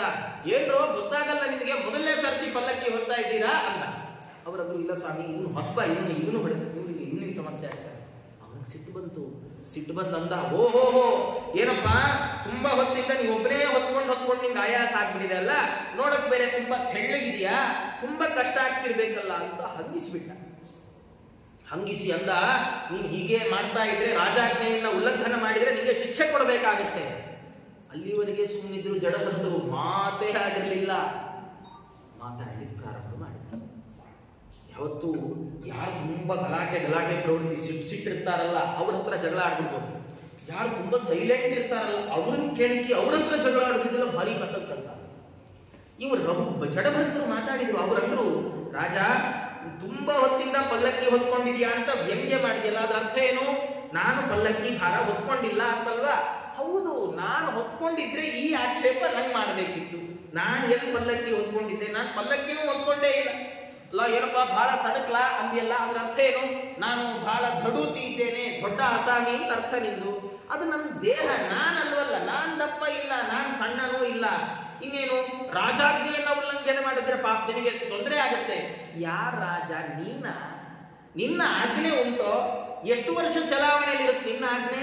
ಇವತ್ ನೀನ್ ರಾಜ ಪದವಿ ನಿಮಿತ್ತವಾಗಿ, ನಾಳೆ ನೀನ್ ಕೃಷ್ಣಾರ್ಪಣ ಆದ್ರೆ ನಿನ್ ಮಗ ರಾಜ. ಯಾವ ರಾಜನಾಜ್ಞೆ ಕೇಳಲಿ ನಾನು? ರಾಜ ಒಬ್ಬ ಇದ್ರೆ, ಶಾಶ್ವತವಾದ ಆಜ್ಞಾಧಿಕಾರ ಒಬ್ಬನಿಗಿದ್ರೆ ಅದು ದೇವರಿಗೆ ಮಾತ್ರ. ನಿನ್ನ ರಾಜ್ಯಾಧಿಕಾರನೆಲ್ಲ ನಾನು ಒಪ್ಪಲ್ಲ ಅಂದ್ಬಿಟ್ಟು. ಅಂದ್ರೆ ರಹುಗಣ ಪಲ್ಲಕ್ಕಿಯಿಂದ ಜಂಪ್ ಹೊಡೆದ ರಹುಗಣಗೆ ಅಲ್ಲಿವರೆಗೂ ಕಂಡಿರಲಿಲ್ಲ ದೇಹ, ಅದೆಲ್ಲ ಕೊಳೆ ತುಂಬಿತ್ತು. ಸಣ್ಣದಾಗ ಜನವಾರ ನೇತಾಡ್ತಿರೋದು ಬೇರೆ ಕಾಣಿಸ್ತು. ಅವ್ನು ನಮಸ್ಕಾರ ಮಾಡ್ದ, ನೀವು ಯಾರು? ನೀವು ಮಾತಾಡಿದ್ರೆ ಇಂಥ ತತ್ವವನ್ನು ಉಪದೇಶ ಮಾಡ್ತಾ ಇದ್ದೀರಲ್ಲ, ನೀವ್ ಯಾರು? ನೀವು ಹೇಳಿದ್ರಿ ನಾನು ಪಲ್ಲಕ್ಕಿಯನ್ನು ಹೊತ್ಕೊಂಡೇ ಇಲ್ಲ ಅಂತ. ಪಲ್ಲಕ್ಕಿಯನ್ನ ಹೊತ್ಕೊಂಡಿಲ್ಲ ಅಂದ್ರೆ ಎಲ್ಲ ದೇವ್ರು ಮಾಡ್ತಾನೆ ಅಂತ ಹೇಳಿದ್ರಿ. ಎಲ್ಲ ದೇವ್ರು ಮಾಡೋದಾದ್ರೆ ಈ ಪ್ರಶ್ನೆ ಉತ್ತರ ಬಹಳ ಮುಖ್ಯ. ಅವ್ರು ಕೇಳಿದ್ರು, ಎಲ್ಲ ದೇವರೇ ಮಾಡೋದಾದ್ರೆ ಜೀವನಿಗೆ ಕರ್ತೃತ್ವ ಇಲ್ವಾ? ಕರ್ತೃತ್ವ ಇಲ್ಲದೆ ಇದ್ಮೇಲೆ ಜೀವನಿಗೆ ಪಲ್ಲಕ್ಕಿ ಹೊರುವಾಗ ಸುಸ್ತಾಯ್ತು ಯಾಕೆ? ಕರ್ತೃತ್ವ ಇಲ್ಲದೆ ಇದ್ರೆ ಜೀವನಿಗೆ ವೇದದಲ್ಲಿ ಎಲ್ಲ ಉಪದೇಶ ಮಾಡಿದ್ಯಾಕೆ? ದೊಡ್ಡವರು ನಾಳೆಯಿಂದ ಮನೆಯಲ್ಲಿ ಏನಪ್ಪಾ ದಿನ ಬೆಳಗ್ಗೆ ಎದ್ದು ಎಲ್ಲ ದೇವರಿಗೆ ನಮ್ ಸ್ನಾನ ಗೀನ ಮಾಡಿ ದೇವರಿಗೆಲ್ಲ ನಮಸ್ಕಾರ ಹಾಕ್ಬೇಕಯ್ಯ ಅಂದ್ರೆ ಅಪ್ಪ ಅಮ್ಮ ಹೋಗ್ಬಿಟ್ಟಪ್ಪ ನೀನ್ ನಂಗೆ ಹೇಳ್ತಾ ಇದೆಯೋ ನನ್ ದೇಹ ಕೇಳ್ತಾ ಇದೆಯೋ ಅಂತ ಯಾರು ಕೇಳಿದ್ರೆ ಏನಾಗ್ಬೇಕಾರೆ ಕಥೆ? ಹಾಗಾದ್ರೆ ಜೀವನಿಗೆ ಕರ್ತೃತ್ವವೇ ಇಲ್ಲದೆ ಹೋದ್ರೆ, ಜೀವ ಮಾಡೋಲ್ಲ ಅನ್ನೋದಾದ್ರೆ ಅವನಿಗೆ ವಿಧಿ ನಿಷೇಧಗಳಾದರೂ ಯಾಕೆ? ಇಂಥದ್ದು ಮಾಡಬೇಕು, ಡೂಸ್ ಅಂಡ್ ಡೋಂಟ್ಸ್ ಯಾಕೆ ಅವನಿಗೆ? ಈ ಪ್ರಶ್ನೆಯನ್ನ ಅವನು ಕೇಳಿದಾಗ ಮುಂದುವರೆದು ಕೇಳಿದ. ಅಷ್ಟೇ ಅಲ್ಲ, ಈಗ ಶರೀರ ಇದೆ, ಅದರ ಒಳಗೆ ಜೀವ ಇದ್ದ. ಶರೀರಕ್ಕೆ ನೋವಾದಾಗ, ಶರೀರಕ್ಕೆ ತಾಪ ಆದಾಗ ಜೀವನಿಗೂ ತಾಪ ಆಗ್ಬೇಕಲ್ವಾ? ಹೇಗೆ? ಒಲೆ ಮೇಲೆ ಅನ್ನಕ್ಕಿಟ್ಟಿದ್ದೀನಿ ನೋಡೋ ಅಂತಿ. ಅನ್ನಕ್ಕಿಡೋದು ಅಂದ್ರೇನು? ಪಾತ್ರೆ ಇಟ್ಟು, ಪಾತ್ರೆ ನೀರಿಟ್ಟು, ನೀರೊಳಗೆ ಅಕ್ಕಿ ಇಡೋದಲ್ವಾ ಅನ್ನಕ್ಕಿಡೋದು ಅಂದ್ರೆ. ಹಾಗಾದ್ರೆ ಹೇಗೆ ಬಿಸಿ ಆಗತ್ತೆ? ಮೊದಲು ಅಕ್ಕಿ ಮಾತ್ರ ಬಿಸಿ ಆಗ್ಬಿಡುತ್ತಾ ಅನ್ನ ಆಗೋದಾದ್ರೆ? ಇಲ್ಲ, ಮೊದಲು ಪಾತ್ರೆ ಬಿಸಿ ಆಗ್ಬೇಕು. ಪಾತ್ರೆ ಬಿಸಿ ಆದ್ರೆ ಏನ್ ಬಿಸಿ ಆಗತ್ತೆ? ನೀರ್ ಬಿಸಿ ಆಗತ್ತೆ. ನೀರ್ ಬಿಸಿ ಆದ್ರೆ ಏನ್ ಬಿಸಿ ಆಗತ್ತೆ? ಅಕ್ಕಿ ಬಿಸಿ ಆಗತ್ತೆ. ಹಾಗೆ ದೇಹ ಬಿಸಿ ಆದ್ರೆ ಒಳಗಿರೋ ಜೀವ ಬಿಸಿ ಆಗ್ಬೇಕಲ್ವಾ? ಯಾಕಾಗೋಲ್ಲ? ಇಷ್ಟೆಲ್ಲ ಪ್ರಶ್ನೆ ಕೇಳಿದ್ರೆ ಅವರು ಜಡಭರತರು ಉತ್ತರ ಕೊಡುವಾಗಂತಾರೆ, ನೋಡಪ್ಪ ನೀನ್ ಪ್ರಶ್ನೆ ಕೇಳಿದಿ ಎಲ್ಲ ಪರಮಾತ್ಮ ಮಾಡ್ತಾನೆ ಅಂದ್ರೆ ಜೀವನಿಗೆ ಕರ್ತೃತ್ವ ಇಲ್ವಾ ಅಂತ. ಜೀವನಿಗೆ ಕರ್ತೃತ್ವ ಇಲ್ಲ. ಇರೋದು ಎಂಥ ಕರ್ತೃತ್ವ ಅದು ದತ್ತ ಸ್ವಾತಂತ್ರ್ಯ ಅಂತ ಜಗನ್ನಾಥದಾಸರು ಹೇಳುವಾಗ, ಜೀವನಿಗೆ ಇರೋ ಕರ್ತೃತ್ವ ಅಂದ್ರೆ ದೇವರು ಕೊಟ್ಟ ಕರ್ತೃತ್ವ ಅಷ್ಟೇ ಜೀವನಿಗಿರೋದು. ಜೀವನದು ಸ್ವತಂತ್ರ ಕರ್ತೃತ್ವ ಇಲ್ಲ. ಅಲ್ಲ, ಜೀವಕ್ಕೆ ಸ್ವತಂತ್ರ ಕರ್ತೃತ್ವ ಇಲ್ಲ ಅಂದ್ರೆ ಜೀವ ಮಾಡ್ದ ಅಂತ ಹೇಳೋದು ಸರಿಯೋ? ದೇವ್ರು ಮಾಡ್ದ ಅಂತ ಹೇಳ್ಬೇಕಲ್ಲ. ಏನಪ್ಪಾ ಇವತ್ತು ಸಂಧ್ಯಾವನೆ ಮಾಡಿದ್ಯಾ? ದೇವ್ರು ಮಾಡ್ದ. ಏನಪ್ಪಾ ಇವತ್ತು ದೇವ್ರ ಪೂಜೆ ಮಾಡಿದ್ಯಾ? ದೇವ್ರು ಮಾಡ್ದ. ಹೀಗೆ ಹೇಳ್ಬೇಕಲ್ಲ. ಆದ್ರೆ ನಾವು ಹೇಳುವಾಗ ನಾನ್ ಮಾಡಿದೆ, ಜೀವ ಮಾಡಿದ ಅಂತ ಹೇಗೆ ಹೇಳೋದು? ಎಷ್ಟು ಚೆನ್ನಾದ ಉತ್ತರ ಕೊಡ್ತಾರಂದ್ರೆ, ಭರತರು ಕೇಳಿದ್ರಂತೆ, ನೋಡ್ರ ಹೋಗೋಣ, ನೀನ್ ನಿಂತಿದ್ಯಲ್ಲ, ಯಾವ್ದ್ರ ಮೇಲೆ ನಿಂತಿದ್ಯಾ? ನಾನು ನೆಲದ ಮೇಲೆ ನಿಂತಿದ್ದೀನಿ. ಅದೇ ನೀನ್ ನೆಲದ ಮೇಲೆ ನಿಂತಿದ್ಯಪ್ಪ. ನೆಲದ ಮೇಲೆ ಏನಿದೆ? ನಿನ್ ಕಾಲಿದೆ. ಕಾಲಿನ ಮೇಲೆ ಏನಿದೆ? ಮೀನಖಂಡ ಇದೆ. ಮೀನಖಂಡದ ಮೇಲೆ ಮೊಣಕಾಲಿದೆ. ಮೊಣಕಾಲಿನ ಮೇಲೆ ತೊಡೆ ಇದೆ. ತೊಡೆ ಮೇಲೆ ಸೊಂಟ ಇದೆ. ಸೊಂಟದ ಮೇಲೆ ಹೊಟ್ಟೆ, ಹೊಟ್ಟೆ ಮೇಲೆ ಎದೆ, ಎದೆ ಮೇಲೆ ಭುಜ, ಭುಜದ ಮೇಲೆ ಕುತ್ತಿಗೆ, ಕುತ್ತಿಗೆ ಮೇಲೆ ತಲೆ. ನೀನ್ ಎಲ್ಲಿ ನಿಂತಿದ್ಯಾ? ಹಾಗಾದ್ರೆ ನೆಲದ ಮೇಲೆ ನಿಂತಿದ್ದೀನಿ ಅಂತ ಹೇಳ್ಬೋದು. ಎಲ್ಲಿ ನಿಂತಿದೆಯೋ ಅಂತ ಯಾರು ಕೇಳಿದ್ರೆ ನನ್ ಕಾಲ್ ಮೇಲೆ ಅಂತ ಯಾರು ಹೇಳ್ತಾರ? ಎಲ್ಲಿ ನಿಂತಿದೆಯೋ ಅಂತ ಕೇಳಿದ್ರೆ ನನ್ ಸೊಂಟದ ಮೇಲೆ ಅಂತ ಯಾರು ಹೇಳ್ತಾರ? ಹೇಳಲ್ಲ. ಯಾಕೆ ಹೇಳೋಲ್ಲ?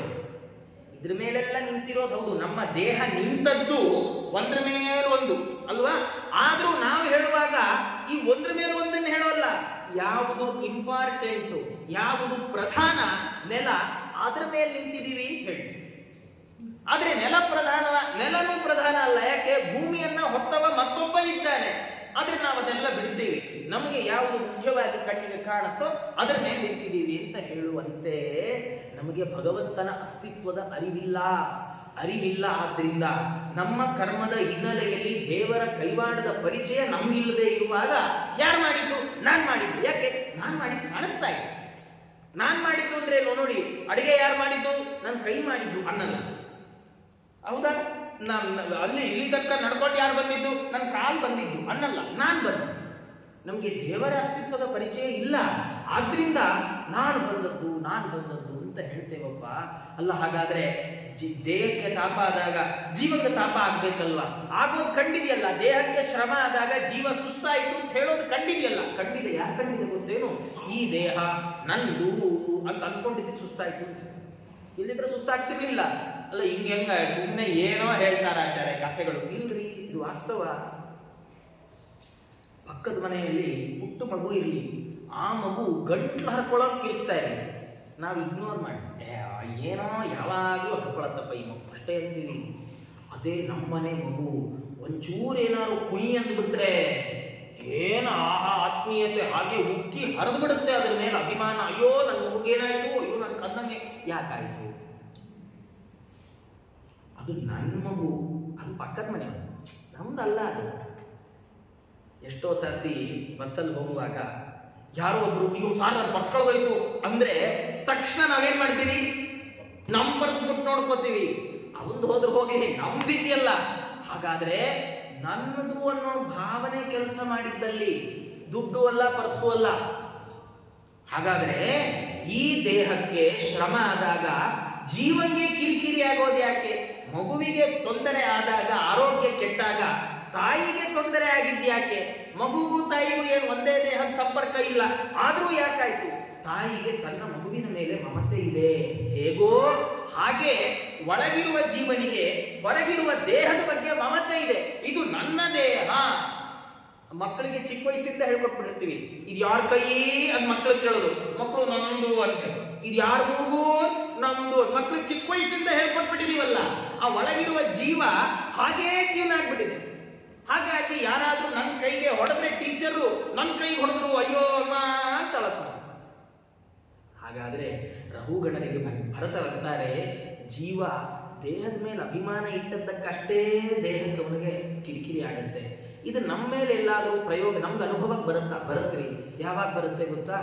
ಆ ಡಾಕ್ಟ್ರು ಆಪರೇಷನ್ ಮಾಡುವಾಗ ಆಸ್ಪತ್ರೆ ಬೆಡ್ ಮೇಲೆ ಮಲಗಿಸಿ ಅನಸ್ತೇಷಿಯಾ ಕೊಡ್ತಾರಲ್ಲ, ಅನಸ್ತೇಷಿಯಾ ಕೊಡುವಾಗ ಸೂಜಿ ನೋವಾಗುತ್ತೆ, ಆದ್ರೆ ಕೊಟ್ಟ ಮೇಲೆ ಕುಯ್ದ್ರೂ ನೋವಾಗಲ್ಲ. ಯಾಕಾಗ್ಲಿಲ್ಲ? ನಾವು ಹೇಳ್ತೀವಿಲ್ಲ, ಮರಗಟ್ಸ್ಬಿಟ್ಟಿರ್ತಾರೆ ನೋಡಿ. ಮರಗಟ್ಸೋದು ಅಂದ್ರೆ ನೀವು ಎಲ್ಲ ಓದಿರೋ ಎಲ್ಲ ಇವತ್ತು ಏನು ಮರಗಟ್ಸೋದು ಅಂದ್ರೆ ಏನು? ಹೊರಗಿನ ಭಾಷೆಯಲ್ಲಿ ಹೇಳೋದಾದ್ರೆ, ದೇಹದಲ್ಲಿ ನೋವಿನ ಸಿಗ್ನಲ್ ಅನ್ನ ಕಳುಹಿಸುವ ಯಾವ ನರತಂತುಗಳಿದೆ ಅದನ್ನು ನಿಷ್ಕ್ರಿಯಗೊಳಿಸೋದು.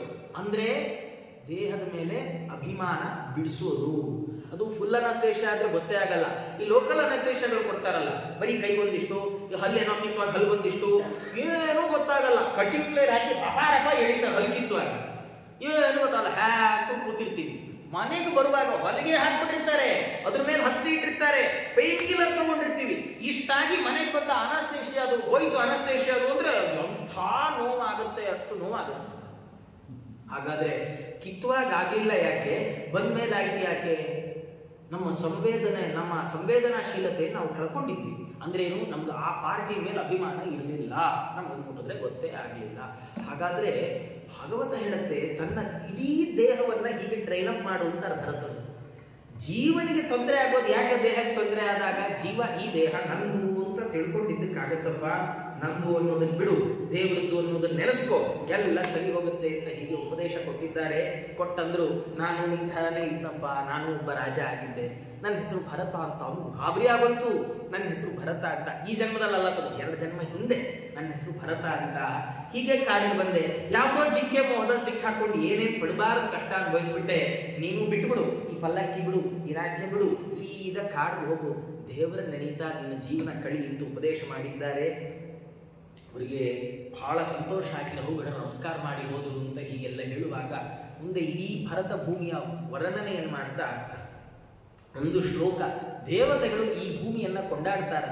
ಅವ್ರು ಹೇಳುವಾಗ, ಅಹೋ ಬತೈಷಾಂ ಕಿಮಕಾರಿ ಶೋಭನಂ ಪ್ರಸನ್ನ ಏಷಾಂ ಸ್ವಿದುತ ಸ್ವಯಂ ಹರಿ ಯೈರ್ಜನ್ಮ ಲಬ್ಧಂ ನೃಷು ಭಾರತೆ ಜಿರೇ ಮುಕುಂದ ಸೇವೌಪೈಕ ಸ್ಪೃಹಾತ್ಮಭಿಹಿ.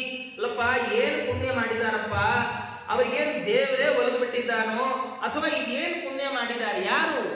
ಯಾರು ಭರತ ಭೂಮಿಯಲ್ಲಿ ಭಗವಂತನ ಸೇವೆಗೆ ಯೋಗ್ಯವಾದ ಮಾನವ ಜನ್ಮ ಪಡೆದಿದ್ದಾರಲ್ಲ, ಅವ್ರಿಗೆ ಎಂಥ ಪುಣ್ಯ ಮಾಡಿರಬೇಡ. ಅದೇನಂಥ ಪುಣ್ಯ ಮಾಡಿದ್ದಾರೆ? ಅವ್ರು ಹೇಳುವಾಗ ಅಂತಾರೆ, ಕಲ್ಪಾಯುಷಾಂ ಸ್ಥಾನ ಜಯಾತ್ ಪುನರ್ಭವತ್ ಕ್ಷಣಾಯುಷಾಂ ಭಾರತ ಭೂಜಯೋವರ. ಕಲ್ಪಾಯುಷ್ಯ, ಮಹರ್ಲೋಕ ಮೊದಲಾದ ಲೋಕಗಳಿಗೆ ಹೋದ್ರೆ ಅಲ್ಲಿ 1 ಕಲ್ಪ ಪರ್ಯಂತವಾದ ಆಯುಷ್ಯ ಇದೆ. ಆದರೆ ಆ ಕಲ್ಪಾಯುಷ್ಯವನ್ನು ಅನುಭವಿಸಿ ಆ ಜೀವ ವಾಪಸ್ ಭೂಮಿಗೆ ಬರಬೇಕು, ಮತ್ತೆ ಹುಟ್ಟಲೇಬೇಕು, ಮತ್ತೆ ಸಾಯಲೇಬೇಕು. ಆದರೆ ಅದಕ್ಕಿಂತ ಒಂದೇ ಒಂದು ಕ್ಷಣದ ಆಯುಷ್ಯ ಇರುವ ಆ ಕಲ್ಪಾಯುಷ್ಯಕ್ಕೆ ಹೋಲಿಸಿದ್ರೆ ನಮ್ಮ 100 ವರ್ಷ ಕ್ಷಣ ಹುಟ್ಟುಗೋಸಿ, ಅಷ್ಟು ಕಡಿಮೆ ಆಯುಷ್ಯ ಇರುವ ಭರತ ಭೂಮಿಯಲ್ಲಿ ಹುಟ್ಟುವುದು ಭಾರಿ ಶ್ರೇಷ್ಠ ಅಲ್ಲ. ಯಾಕೆ? ಒಂದು ಕಲ್ಪ ಆಯುಷ್ಯ ಬೇಡವಾ ನಿಮ್ಗೆ? ಇಲ್ಲ. ದೇವತೆಗಳಂತಾರೆ, ಕ್ಷಣೇನ ಮರ್ತ್ಯೇನ ಕೃತಂ ಮನಸ್ವಿನಃ ಸನ್ಯಸ್ಯ ಸಂಯಾಂತ್ಯ ಭಯಂ ಪದಂ ಹರೇ. ಈ ಭರತ ಭೂಮಿಯಲ್ಲಿ ಹುಟ್ಟಿದ ವ್ಯಕ್ತಿ ಒಂದೇ ಕ್ಷಣ ಬದುಕಲಿ, ಆ ಒಂದು ಕ್ಷಣದಲ್ಲಿ ತಾನು ಮಾಡಿದ ಕರ್ಮವನ್ನ ನಿರ್ವಂಚನೆಯಿಂದ ಭಗವಂತನಿಗೆ ಅರ್ಪಣೆ ಮಾಡಿ, ನಂದೇನದೋ ಸ್ವಾಮಿ, ನಿಂದೇ ಇದೆಲ್ಲ, ಈ ಮಾನವ ಜನ್ಮ ಕೊಟ್ಟಿದಿ, ಇಷ್ಟು ದೊಡ್ಡ ಸಾಧನೆಗೆ ಅವಕಾಶ ಮಾಡಿಕೊಟ್ಟಿದಿ, ಇದಕ್ಕಿಂತ ಇನ್ನೇನು ಕೇಳಲಿ, ಏನ ಬೇಡಲಿ ನಿನ್ನ ಬಳಿಗೆ ಬಂದು ಅಂತ ಏನು ಕೇಳದೆ ನಿರ್ವಂಚನೆಯಿಂದ ಕರ್ಮ ಮಾಡಿದೆಲ್ಲ ಕರ್ಮವನ್ನ ನಿರ್ವಂಚನೆಯಿಂದ ಭಗವಂತನಿಗೆ ಅರ್ಪಣೆ ಮಾಡಿಬಿಟ್ರೆ ಹುಟ್ಟು ಸಾವು ಅವನಿಗೆ ಮತ್ತೆ ಬರೋದೇ ಇಲ್ಲ. ದೇವರ ಹತ್ರ ಸೀದಾ ದೇವರ ಹತ್ರ ತಲುಪ್ಕೊಂಡ್ಬಿಡ್ತಾನೆ. ಹಾಗಾಗಿ ಒಂದು ಕ್ಷಣ ಆಯುಷ್ಯ ಇರುವಂತಹ ಈ ಮನುಷ್ಯ ಜನ್ಮ ಭಾರಿ ದೊಡ್ಡದು. ನಾವು ಇವತ್ತಿನ ಭಾಷೆಯಲ್ಲಿ ಹೇಳಬೇಕಾದ್ರೆ ಯಾರಾದರೂ ನಮ್ಮನ್ನ ಆಚಾರ್ಯ ನಿಮಗೆ 1 ರೂಪಾಯಿದು 100 ಕಾಯಿನ್ ಕೊಡ್ಲೋ ಅಥವಾ 100 ರೂಪಾಯಿದು ಒಂದೇ ನೋಟ್ ಕೊಡ್ಲೋ, 2000 ರೂಪಾಯಿದು ಒಂದೇ ನೋಟ್ ಕೊಡ್ಲೋ, ನಾವು ಒಂದೇ ನೋಟ ಬೇಡ 100 ಕಾಯಿನೇ ಕೊಡಿ ಅಂದ್ರೆ ನಾವು ಬೆದ್ರು ಅಂತ ಅರ್ಥ. 100 ಕಾಯಿನ್ ಅಲ್ಲ, ಅದರ ಬೆಲೆ ಏನು? 100 ರೂಪಾಯಿ. ಅದೇ 2000 ಒಂದೇ ನೋಟ್ ಇರಲಿ, ಅದ್ರ ಬೆಲೆ ಎಷ್ಟು? 2000. ಯಾರಾದ್ರೂ ಒಂದೇ ನೋಟ್ ಕೊಡ್ಲೋ 100 ಕಾಯಿನ್ ಕೊಡ್ಲೋ ಅಂದ್ರೆ ನಾವು ನೋಟನ್ನು ಆಯ್ಕೆ ಮಾಡ್ಕೊಂಡ್ರೆ ಬುದ್ಧಿವಂತರೆ ಹೆಂಗೋ ಹಾಗೆ ಒಂದು ಇಡೀ ಕಲ್ಪ ಆಯುಷ್ಯ ಇರುವ ಮಹರ್ಲೋಕ ಬೇಕೋ, ಒಂದೇ ಕ್ಷಣ ಆಯುಷ್ಯ ಇರುವ ಭೂಲೋಕ ಬೇಕೋ ಅಂತ ಕೇಳಿದ್ರೆ ದೇವತೆಗಳಂದ್ರು ಭೂಲೋಕ ಭೂಲೋಕ ಆಪ್ಷನ್ 2 ಆಯ್ಕೆ ಮಾಡ್ಕೊಳ್ಳಿ. ಯಾಕೆ? ಭೂಲೋಕಕ್ಕೆ ಬಂದ್ರೆ ಫಲ ದೊಡ್ಡದು, ಮಹರ್ಲೋಕಕ್ಕೆ ಬಂದ್ರೆ ವಾಪಸ್ ಭೂಲೋಕಕ್ಕೆ ಬರಲೇಬೇಕು. ಭೂಲೋಕಕ್ಕೆ ಬಂದ್ಬಿಟ್ರೆ ಒಂದು ಲೋಕ ಸ್ಕಿಪ್ ಮಾಡ್ದಂಗ್ ಲೆಕ್ಕ, ಸೀದಾ ಮೋಕ್ಷಕ್ಕೆ ಭಗವಂತನ ಸ್ಥಾನಕ್ಕೆ ಹೋಗ್ಬಿಡ್ಬಹುದಪ್ಪ. ಇಂಥದ್ದು ಭರತ ಭೂಮಿ, ಇಂಥದ್ದು ಭೂಲೋಕ, ಇಂಥದ್ದು ಭರತ ಭೂಮಿ ಅಂತ ಆ ಭೂಮಿಯನ್ನ ಹೊಗಳ್ತಾ ಇದ್ದಾರೆ ಅಂತ ಹೀಗೆ ಹೇಳ್ತಾ ಮುಂದೆ ಇಡೀ ಭೂಗೋಳ ಖಗೋಳಗಳ ವರ್ಣನೆಯನ್ನ ಭಾಗವತ ತಾನು ಮಾಡ್ತಾ ಇದೆ.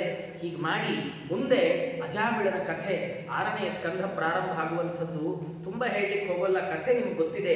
ಅದರಲ್ಲಿ ಒಂದು ಮಾತ್ರ ನಾನು ಹೇಳ್ತೇನೆ. ಅಲ್ಲಿ ಹೇಳುವಾಗ ಅಜಾಮಿಳ ತನ್ನ ಮಗನನ್ನ ಕರೀಲಿಕ್ಕೆ ಅಂತ ಹೇಳಿ ಕರೆದ, ಆದ್ರೆ ದೇವದೂತರು ಬಂದರು ಅಂತ ಕಥೆ. ಆದ್ರೆ ವಾಸ್ತವ ಇಲ್ಲೇನು ಅಂದ್ರೆ ನಾರದ ಪುರಾಣ ಹೇಳುತ್ತೆ ಮಗನ್ ಕರೆದದ್ದು ಹೌದು, ಆದ್ರೆ ಮಗನ್ ಕರೆಯುವಾಗ ಪೂರ್ವ ಸಂಸ್ಕಾರದಿಂದ ಓಹೋ ಈ ದೇವರ ಹೆಸರು ನಾರಾಯಣ ಅಂತ ನೆನಪಾಯಿತು.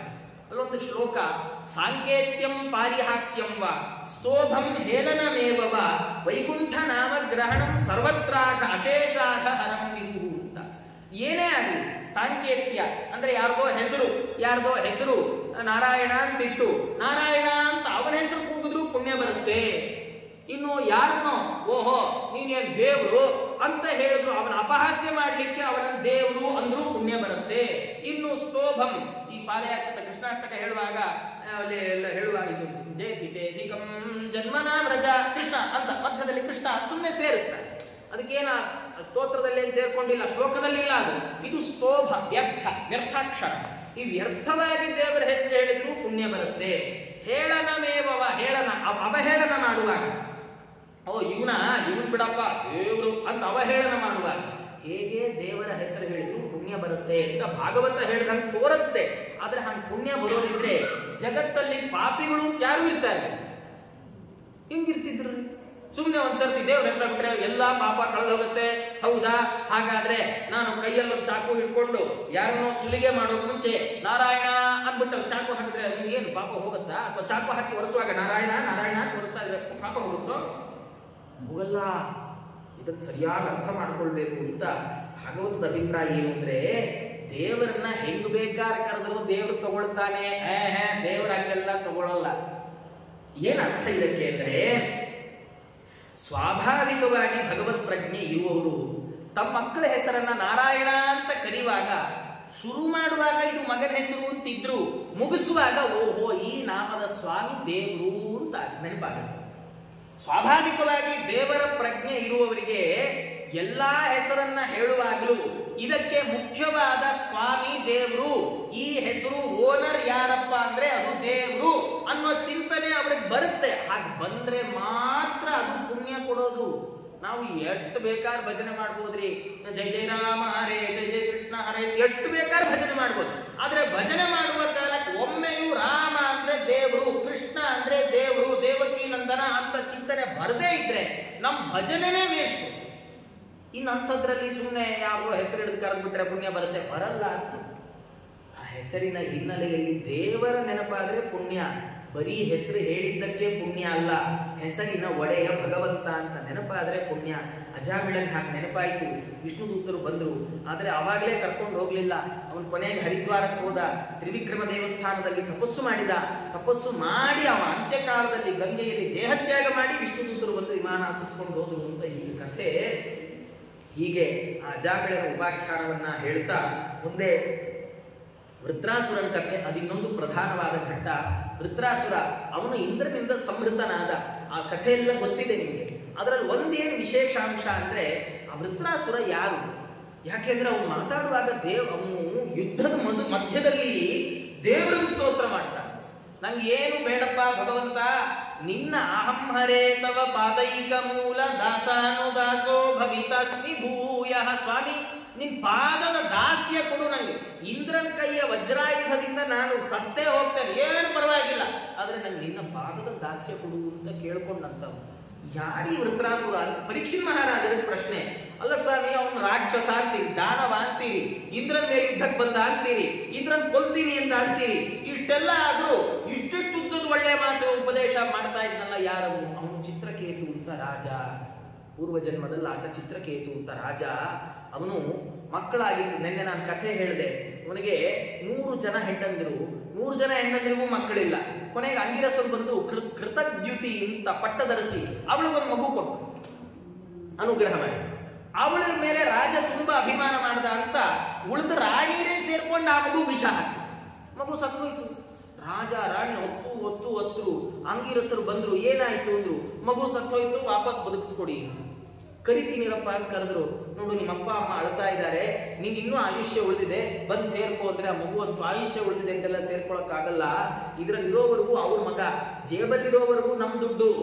ಒಂದ್ಸರಿ ನೋಡಿ ಏನಾಗಿದೆ ಅಂದ್ರೆ, ಲೋಕದಲ್ಲಿ ನಾವೆಲ್ಲೋ ಅಂಗಡಿಗೆ ಹೋಗ್ತೀವಿ, ಜೇಬಿಂದ 100 ರೂಪಾಯಿ ಕೊಟ್ಬಿಟ್ಟು ಪದಾರ್ಥ ಖರೀದಿ ಮಾಡ್ತೀವಿ. ವಾಪಸ್ ನಾಳೆ ಅಂಗಡಿಗೆ ಹೋಗ್ಬಿಟ್ಟು ನೆನ್ನೆ ನಂದು 100 ರೂಪಾಯಿ ಕೊಟ್ಟಿದ್ದಲ್ಲ ವಾಪಸ್ ಕೊಡು ಅಂತ ಕೇಳಿದ್ರೆ ಕೊಟ್ಟಾನ ಅಂಗಡಿಯವನು? ಯಾಕೆ? ಅದು ಜೇಬಲ್ಲಿರೋವರೆಗೂ ನಮ್ದೇ. ಜೇಬಿನ ತೆಗೆದ ಲಿಟ್ ಮೇಲೆ ಅದು ನಮ್ದಲ್ಲ. ಅದಕ್ಕೆ ಪ್ರತಿಯಾಗಿ ನಾವೇನೋ ಒಂದು ಪದಾರ್ಥವನ್ನು ತಗೊಂಡು ಆಗೋಗಿದೆ. ಆ ಜೀವ ಹೇಳ್ತಂತೆ, ಈ ದೇಹದಲ್ಲಿರುವವರೆಗೂ ಅಷ್ಟೇ ನಾನು ಇವ್ರ ಮಗ, ಈ ದೇಹದಿಂದ ಆಚೆ ಹೋದ್ಮೇಲೆ ನಾನು ಇವ್ರ ಮಗ ಅಲ್ಲ, ಇವ್ರು ಯಾವಪ್ಪ ಅಮ್ಮನ ಗೊತ್ತೇ ಇಲ್ಲ ಅಂತ. ರಾಜನಿಗೆ ತತ್ವಜ್ಞಾನ ಉದಯ ಆಯಿತು. ನಾರದರು ಸಂಕರ್ಷಣ ಮಂತ್ರವನ್ನು ಉಪದೇಶ ಮಾಡಿದರು. ಒಂದೇ ವಾರದಲ್ಲಿ ಸಂಕರ್ಷಣ ರೂಪಿ ಭಗವಂತನನ್ನ ಅವನು ಸಾಕ್ಷಾತ್ಕರಿಸಿಕೊಂಡ ಮಹಾನುಭಾವ. ಹಾಗೆ ಭಗವಂತನಿಂದ ವಿದ್ಯಾಧರರಿಗೆ ಚಕ್ರವರ್ತಿಯ ವಿದ್ಯಾಧರ ಚಕ್ರವರ್ತಿ ಎನ್ನುವ ಪದವಿಯಲ್ಲಿ ಅಭಿಷಿಕ್ತನಾದ. ವಿಮಾನದಲ್ಲಿ 1000 ವರ್ಷ ಸಂಚಾರ ಮಾಡಿದ. ಹೀಗೆ ಮಾಡೋ ಕಾಲಕ್ಕೆ ಒಂದು ಜಾಗದಲ್ಲಿ ರುದ್ರದೇವರು ಪಾರ್ವತಿ ತೊಡೆ ಮೇಲೆ ಕೂಡಿಸಿಕೊಂಡು ಮುನಿಗಳಿಗೆ ಉಪದೇಶ ಕೊಡ್ತಾ ಇದ್ದಿದ್ದನ್ನು ನೋಡ್ದ. ನೋಡಿ ರುದ್ರದೇವರಿಗೆ ಅಪಮಾನ ಮಾಡಿದ. ಎಂಥ ಶಿವ ಇವನು, ಪಾರ್ವತಿ ತೊಡೆ ಮೇಲೆ ಕೂಡಿಸ್ಕೊಳ್ತಾನಲ್ಲ ಎಲ್ಲರ ಮುಂದೆ ಅಂದಾಗ ಪಾರ್ವತಿ ದೇವಿಯರು ಶಾಪ ಹಾಕಿದ್ರಂತೆ. ಈ ಋಷಿಮುನಿಗಳೇ ಸುಮ್ಮನಿದ್ದಾರೆ, ಲೋಕ ಜಗದೀಶ್ವರ ರುದ್ರ ಅವನಿಗೆ ನೀನು ಈ ತರ ಅವಮಾನ ಮಾಡ್ತೀಯ, ನಿಂದಿದು ರಾಕ್ಷಸ ಸ್ವಭಾವ, ನೀ ದಾನವರಾಗಿಬಿಡು ಅಂತ ಶಾಪ ಹಾಕಿದ್ದಾರೆ. ಶಾಪ ಹಾಕಿದ್ರೆ ಅವನೇನಿದ್ದ ಚಿತ್ರಕೇತು ಕೈ ಮುಗಿದು ಸ್ವೀಕಾರ ಮಾಡಿದನಮ್ಮ, ನಂಗೆ ಶಾಪ ಕೊಡು, ನಾ ದಾನವ ಆಗ್ತೀನಿ, ಆದ್ರೆ ಆ ಜನ್ಮದಲ್ಲೂ ನಂಗೆ ದೇವರ ಬಗ್ಗೆ ಶ್ರದ್ಧೆ ಕಮ್ಮಿ ಆಗದೆ ಇರೋ ಹಾಗೆ ನೋಡ್ಕೋ ಅಂತ ತಾನು ಪ್ರಾರ್ಥನೆ ಮಾಡಿದ್ದಾನೆ. ಅವನೇ ಈ ವೃತ್ರಾಸುರ. ಹೀಗೆ ವೃತ್ರಾಸುರ ಆಗಿ ಅವನು ತಾನು ಇಡೀ ಜಗತ್ತನ್ನ ನಾಶ ಮಾಡ್ಲಿಕ್ಕೆ ಹೊರಟರು. ದೇವರ ಬಗ್ಗೆ ಅವನ ಶ್ರದ್ಧೆ ಕಡಿಮೆ ಆಗಿರಲಿಲ್ಲ ಅಂತ ಹೀಗೆ ಆ ಕಥೆಯನ್ನು ಹೇಳ್ತಾ ಮುಂದೆ 49 ಮರುತ್ತಗಳ ಉತ್ಪತ್ತಿ, ಪುಂಸವನ ವ್ರತ ಇದೆರಡನ್ನು ಹೇಳುವ ಮೂಲಕವಾಗಿ ಈ ಸ್ಕಂಧವನ್ನು ಸಮಾಪ್ತಿ ಮಾಡ್ತಾ ಇದ್ದಾರೆ ಅಂತ ಹೇಳಿ ಮುಂದಿನ ಕಥೆಯನ್ನ ಮುಂದಿನ ಉಪನ್ಯಾಸದಲ್ಲಿ ನೋಡೋಣ ಅಂತ ಹೇಳ್ತಾ, ಸರ್ವೇಂದ್ರಿಯ ಪ್ರೇರಕೇಣ ಶ್ರೀ ಪ್ರಾಣಪತಿನೇರಿತ ಯದವೋಚ ಮಹಂತೇನ ಪ್ರಿಯತಾಂ ಕಮಲಾಲಯ ಮಧ್ವೇಶ ಅರ್ಪಣಮಸ್ತು. ಶ್ರೀಕೃಷ್ಣಾರ್ಪಣಮಸ್ತು.